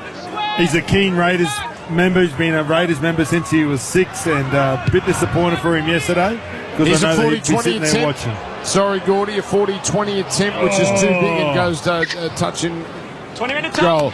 So, how did he become a Raiders fan, Ethan? I don't know. Might have been the green ice cream he was having one day and he enjoyed it. I don't know. Let's do our sum. So it's 2025, 21, so two... What were they were the champion team? 2004. No, they weren't good. They weren't good. The Super Mac era, McFadden and the other Mac. Yeah, so you fast forward to, say, 2010. Campese. Here's Parramatta spreading it inside their own half as it comes out now to Russell, and he's fell right on the NRL Telstra Premiership logo. Yeah, that's a good story, Gordy. Something about Canberra he liked. There you go. Now it's carried forward here by Lussick. In fact, 19 is Guymer. Looks like Lussick. Has a 9 on his back, but he also has a 1 on his back. Now it comes out left side. Here it's Yongi who's knocked over. Here comes Hopgood, and he's dropped down. We've ended the last 10 minutes of this game. Riley Smith to the right, away. to Hawkins. Not a bad kick, but pretty easy one in the end for Hopewadi. And Lomax wants to pick him up and throw him into the end goal. And he just looks straight at the referee there, waiting for the referee to say, don't do that, like a child waiting to be scolded by their parents. And the referee did say, don't move, and Lomax let Hopewadi play it. 26-6, so Manly will get another win here. And one undefeated team in the premiership and 2 teams without a win. Pretty tight stuff 4 rounds in, and it's carried forward by Takeaho. Yeah, Para just some issues in their attack, and especially the creative side of the game. They just can't seem to pose a threat on the edge. You know, Josh Adokar, I can't recall him being anywhere near open space. Yeah. Well, Parramatta have scored 38 points in, let's call this game done, 4 games. Yeah. So 38 points. Hey, Dan, it's a question without notice, which all questions are. Yes, that's right, Gordy. Well said. All questions are. Oh, Adokar, hang on, gets a nice in and away on the centre there for Manly, but then is wrapped up by sub. I'll come back to you, Gordy. Here's Penasini. Penasini double steps and jinks his way to the 40-metre line where he's stopped by Aloye. The Parramatta gets something. Hopgood away now to Hawkins. Hawkins on to Yongi. This is nice. Lomax with a bit of space, throws the speculator, finds Hawkins on the bounce. He keeps it going, 30 metres out, picked up by Tuiva'iti, and he's stopped. Not put to the ground. They can't get him to the ground. Last tackle, Riley Smith, away to Hawkins, puts up a high kick. Chasers should make this interesting. Coming down 10 away, Lomax takes it, then loses the ball behind him as he's tackled, and they come up with it. Sorry, Gordy, now what were you saying? Well, how come Dylan Walker wasn't allowed to play today? Because the teams were named on Tuesday, and he got his release after the teams were named. But that doesn't mean that 18th man or whatever. No, you got to be in the 22. So you've got to make the Tuesday 22. Right, got it. So thank you for clearing that up, Dan. I can sleep better tonight. Thank you. That's what I'm here for. Is Devanga. I would have thought that would deserve 10 minutes on 360 tomorrow, but anyway, here comes to Brooks. Lovely pass. Waddell threatening, standing in the tackle. Underarms as he's tackled. Finding Hopewadi. Hopewadi almost away. Brought down on the 30. Manly can smell another one coming. Cherry Evans on the last. Has him backpedaling. Oh, he's tackled. Arm hit the ground. And yeah, he was tackled. He was tackled. Good tackle there by Dylan Brown. Changeover. That was anticlimactic. Reedy, we haven't heard from Brent Reed in a while. Bob Jane Teamarch, what's doing on the sideline? Dan, it's been intriguing watching Zach Lomax today. He's had a bit of a mixed bag. Zach, done some good things, done some bad things, but it's a big week for him. He plays the Dragons next week. There's no love lost with some people at the Dragons who he was involved with for a left-back club. So, huge week this week for Zach Lomax once he's got this game out the way. Okay, have you written the story already, Reedy? I can see. It's ready to go, Dan. It's ready to go. I figured you had it ready. We'll be firing it up, Dan. That feels like a Tuesday story, Reedy. Might wait till the weekend. We'll see how we go. All right, comes out here. You can break it on 360 tomorrow, Reedy, if you want. Let me tell you, God, if you get some... I like that idea. He's got some spicy quotes. It's Tuesday or Wednesday. Here's the high kick. And it's coming down about 20 metres out. No one wants it except Lomax, but pretty effective game plan from Manly, letting Lomax catch it and then capturing him immediately. Although he's so strong, he fights in the tackle, finally releases the ball, but it's Simpkin for Manly who takes it. 5 minutes to go, 26-6. So the story out of today, it's an all too familiar story. Tom Trbojevic is injured. And the injury, suspected MCL, usually somewhere between 4 to 6 weeks. Here's Cherry Evans coming out of dummy half, throwing to Brooks. All the game needs now is a Cherry Evans moment. Comes across here to Tolu Kola, chopped down around the ankles by Lomax. The rain is back. Here's Brooks running down the sideline, turning it into Garrick. Garrick changing direction back towards the centre. Evades the Tuiva'iti tackle, then is captured by Goma near halfway. Manly have looked much better the last 10 minutes or so. Cherry Evans kicks, much better from him. And a couple of his kicks have been wayward. That one is drilled into Parramatta's 10 where it goes into touch. So, home and hose Manly. 26 points to 6. And Parramatta will drop to 0-4. Manly, we told you, big couple of weeks on the way. Melbourne next week and Sharks week after in Perth. A Perth double-header. Yeah, Saturday double-header. There's one team you don't want to be playing. Next week it's Melbourne Storm. After their effort yesterday. Yeah. Oh, yeah, they're not. Yeah, they don't do that twice in a row. Tommy's out for 6 to 8 weeks with an MCL. Yeah, I might be underselling 4 to 6, by the way. Could be up to 8, but here's Lomax. Lomax does not stop trying. He beats 2 defenders, finally wrapped up here. Penalty. Okay, he makes contact as he's falling. Penalty, so Parramatta might have last say here. Contact. Time off. Can they get some points? Can they get just something out of this game? Okay. Good to go. Reedy, did you say, or was it Buzz, or someone told us today Mitch Moses is only a couple of weeks away? Yeah, Dan, I spoke to him on the sideline before the game, Mitch, and he said, look, 2 to 3 weeks. I know they've got the bye coming up, so maybe after that bye he'll come back. All right, well, the damage might be done, but that's pretty good if they can get him back that early. So Parramatta here with under 3 minutes to go. 38 points for the season. Trying to add to that now. Dylan Brown getting it on. Nice chain of passes. Gives Adokar a bit of space down the left wing. Beats one. Beats another. Oh, almost went through. Taken down here by Ben Trebojevic. That's Adokar's best moment of the match. As then he's pushed off as he tries to play it. Should have been 6 more. Comes now here through the hands. Away it comes. A long pass. And it's a forward pass. It's a forward pass out to Russell. That was the best chain of passes they've had in all the games we've called them on Sunday afternoons, and yet it's a forward pass at the end, and it's probably accurate as well. Russell would have gone over untouched, but that's the story of Parramatta right now, 26-6.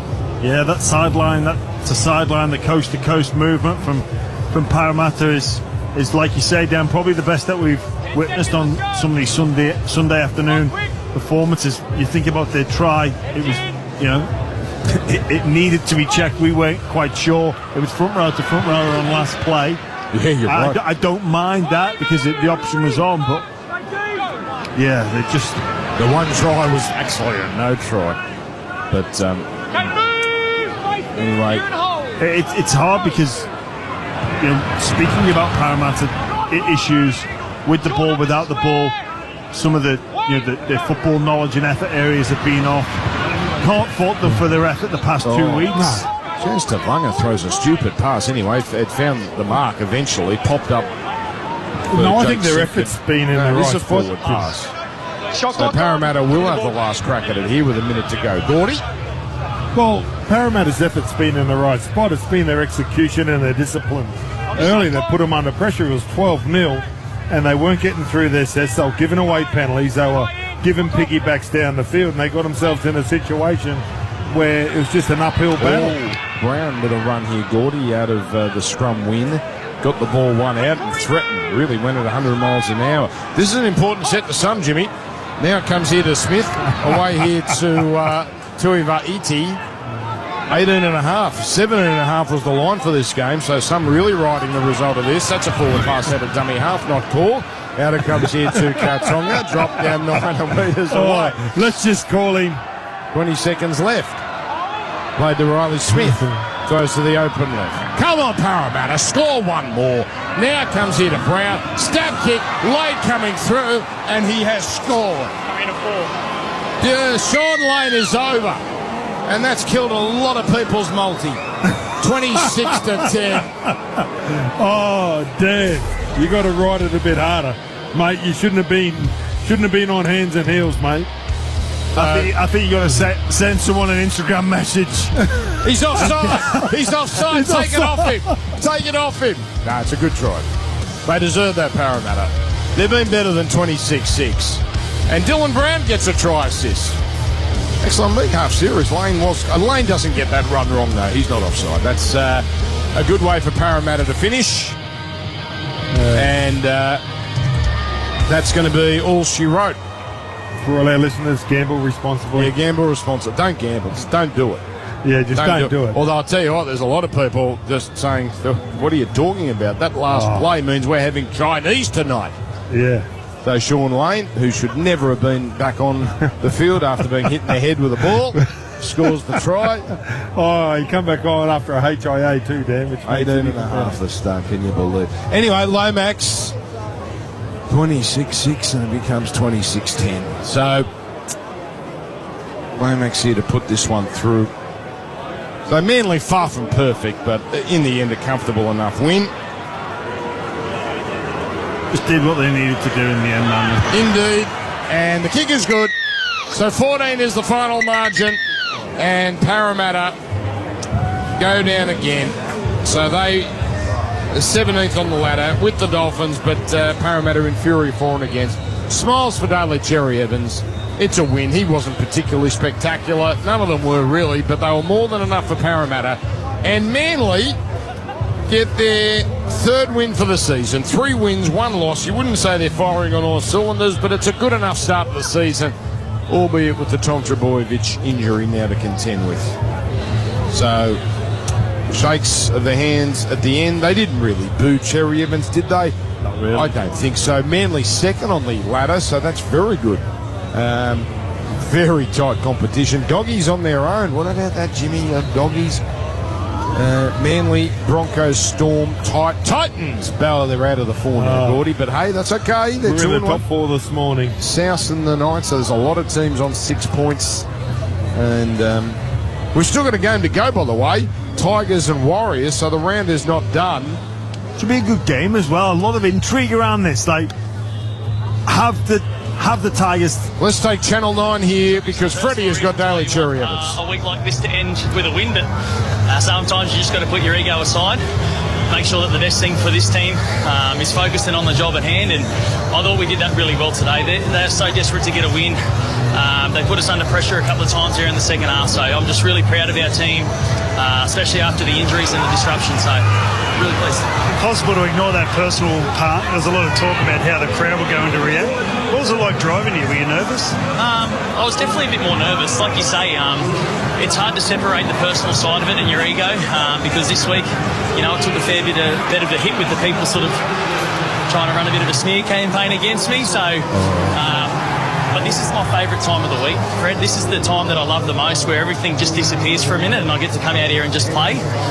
So I'm just really proud of the boys for getting a win, and a bit nervous and definitely relieved. I've got to ask one thing. What's it like, talk about coming to play and you got Hamali Olakawatu outside here. What's it like playing with him at the moment? He's a special player. He's a special player, and our game rightfully acknowledges all of the halves, the fullbacks. We've got some great players in our game in those positions, but someone like Hamali Olakawatu is a special person and player in his own right, and I love playing alongside of him. I bet you do. Mate. Thanks, all right, Reggie. now thanks. Nice interview, Brad Fittler. Smear campaign, Jimmy. Ooh. Smear campaign? All Is right. he dreaming? All right, Ben Trebojevic is with our Brent Reid. Take it away, Reedy. Benny, first of all, I've got to ask you, how's your brother? Yeah, I'm not too sure. I feel sorry for him. The poor Tom, but hopefully it's all right. He'll probably go get scans, and we'll know then. Tell us what goes through your head when you see that, given everything's been through. Yeah, it's honestly it's sad. It just kind of ruins the game a little bit, but no, he'll be right. Get scans, see the result, and see what happens from there. Now, Ben, what about today? It was a tough game. We were talking all fair, saying it was a physical, hard game, right? Yeah. Parra came here to play. Spoke about it all week. They're going to be here to play, and it was honestly the whole full 80 minutes was a tough grind, and it was a really good win, and we're happy with it. It's a nice way to end what's been a pretty funny old week for the club. I can only imagine what it's like being in the centre of that storm this week. Yeah, no, I haven't thought about it too much. We just go business as usual. We'll really focus on the game this week against Parra. We knew they were going to be here to play, and we're just really happy with the win. And then you've got a big few weeks coming up. I think you go Melbourne at home, then you're off to Perth to play Cronulla. So it's a big period this next few weeks, yeah? Yeah, it is. Big few games coming up. Obviously Melbourne next week, one of the best teams in the comp. They're coming off a loss, so they're going to be here to play like Parra were today. So big few weeks coming. Thanks, Ben. Thank you. All right, nice work, Brent Reid. We're going to dismiss Reedy early here. Now, we normally get another one, but we've got to go back and we're going to replay that. Just give us a couple of moments to load it up. Smear campaign? Who was Daly Cherry Evans orchestrating a smear campaign against him? It was me, Dan. It was me. All right, we'll replay that in a second here. I've got to be honest, that came out of nowhere. You know, Freddie just tossed up a pretty straightforward question, and that was all. I would say that was a pre-arranged. When I say pre-arranged, you would have thought about that, Cherry Evans. So we'll have a listen to that shortly. So Anthony Seibold there congratulating his players. What did you make of that, Jimmy? We will replay. We've got a bit of time because this game finished so early. We don't have to throw to Maroon and Co at Campbelltown for another few minutes here. Interesting choice of words. Yeah. Very interesting choice of words. And okay.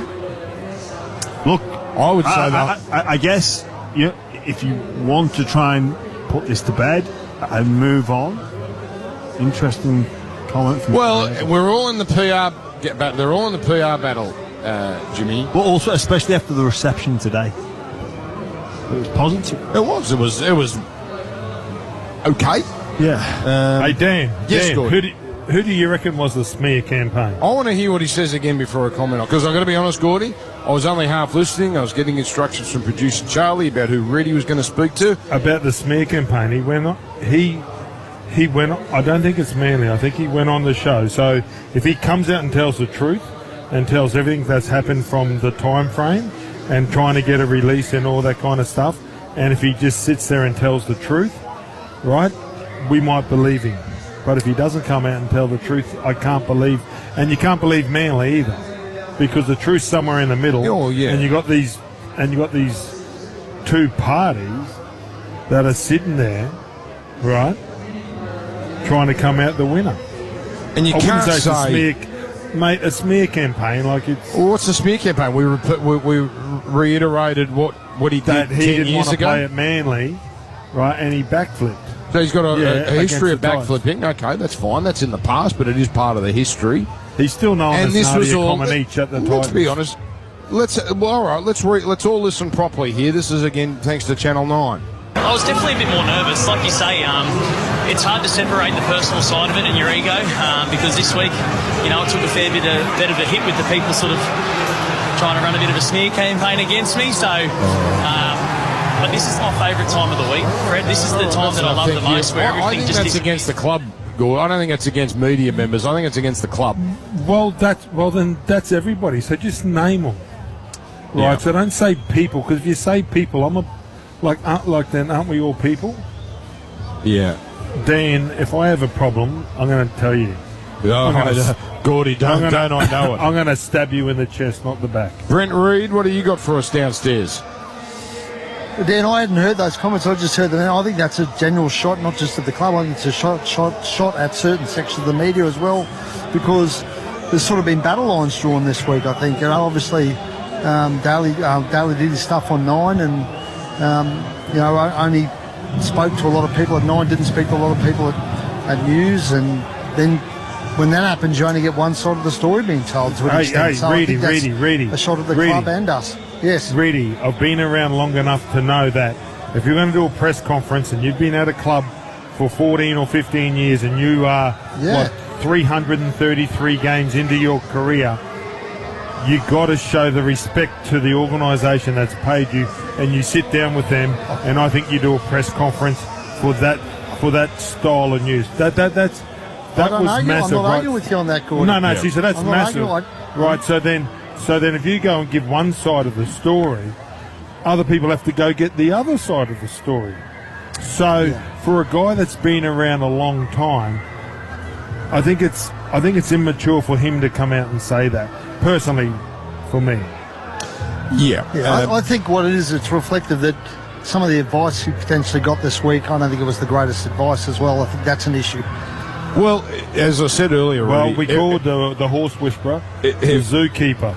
Everyone's trying to win the PR battle, right? So Cherry Evans catches them on the hop with an interesting way to announce the news on a pre-recorded television show, which is fine. That's great getting for them, right? And then once it airs, or once it breaks on 9 News, then Manly, with I think that one of the most ridiculous things I've ever heard, making an offer on a television show, as great as that was for your show, Gordy. What the hell are Manly doing playing the game through because they want to win they don't want to lose the PR battle, and that's all this is. It's a PR battle, because Manly said to Cherry Evans, "We're not going on, Dan. Hold on, Dan. Yes, Gordy. Yes. Who made it a PR battle?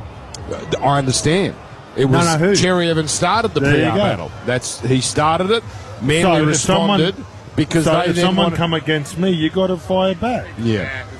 I understand, but you don't. Hang on. If they had a 2-year offer there waiting, what the hell are you waiting until March? Anyway, listen. That's why the part we don't know. That's why you blokes do a 3-4 hour show, and we're here to call the football. Jimmy Graham, you're 3-2. I'll tell you what, your first half hour sorted tomorrow. 3-2-1, Jimmy Graham, please, which we do for CPAP. Now, CPAP is all about sleep apnea. A lot more people have sleep apnea than you sort of think. It's not one of those conditions that gets a lot of attention, but it's a big one in Australia. Get expert advice and unbeatable prices at CPAP Direct. Visit them in store or cpap.com.au. Yeah, very difficult job to allocate the 3-2-1. No real standout performance, but here's my best shot at it, Dan. I've gone Takiaho with 1 point. I thought he was outstanding, very good on the numbers as well, with 18 runs, 141 metres. Olakawatu, 2 points. I was debating whether to give the 3 to him, and Hopawate gets the 3 with that move to fullback. A little bit of a few class touches involving Hopawate, move from the wing to fullback. So he gets the 3 points, but very difficult one this afternoon. All right, good job.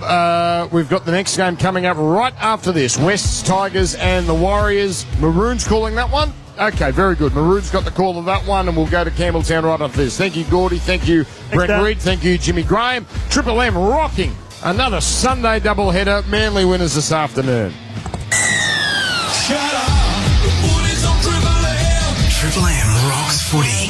Full-time highlights. Get expert service trusted by the trade at your local Mitre 10 Trade Centre. So here they come on their home deck, the Manly Seagulls. Have a listen. I think there's some boos, but generally a positive reception for Daly Cherry Evans.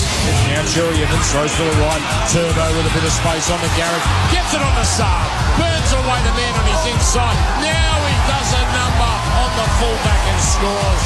Played to the bunker, throws left to Brooks. Brooks holds it, gives it to Benjamin. It opens up, and he passes to Tom. Tom then gets it on brilliantly to Levi Hopawati, and he grounds it in the corner.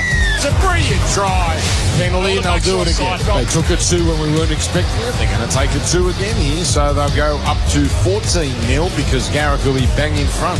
Last for Parramatta as front row passes the front row, and they're over.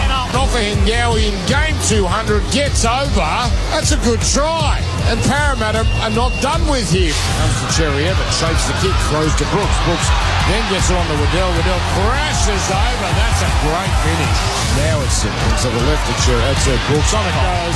Beautiful try to passing, and Colo gets it down. He almost stumbled over the dead ball line. And now Manly have clicked into gear. It took a while.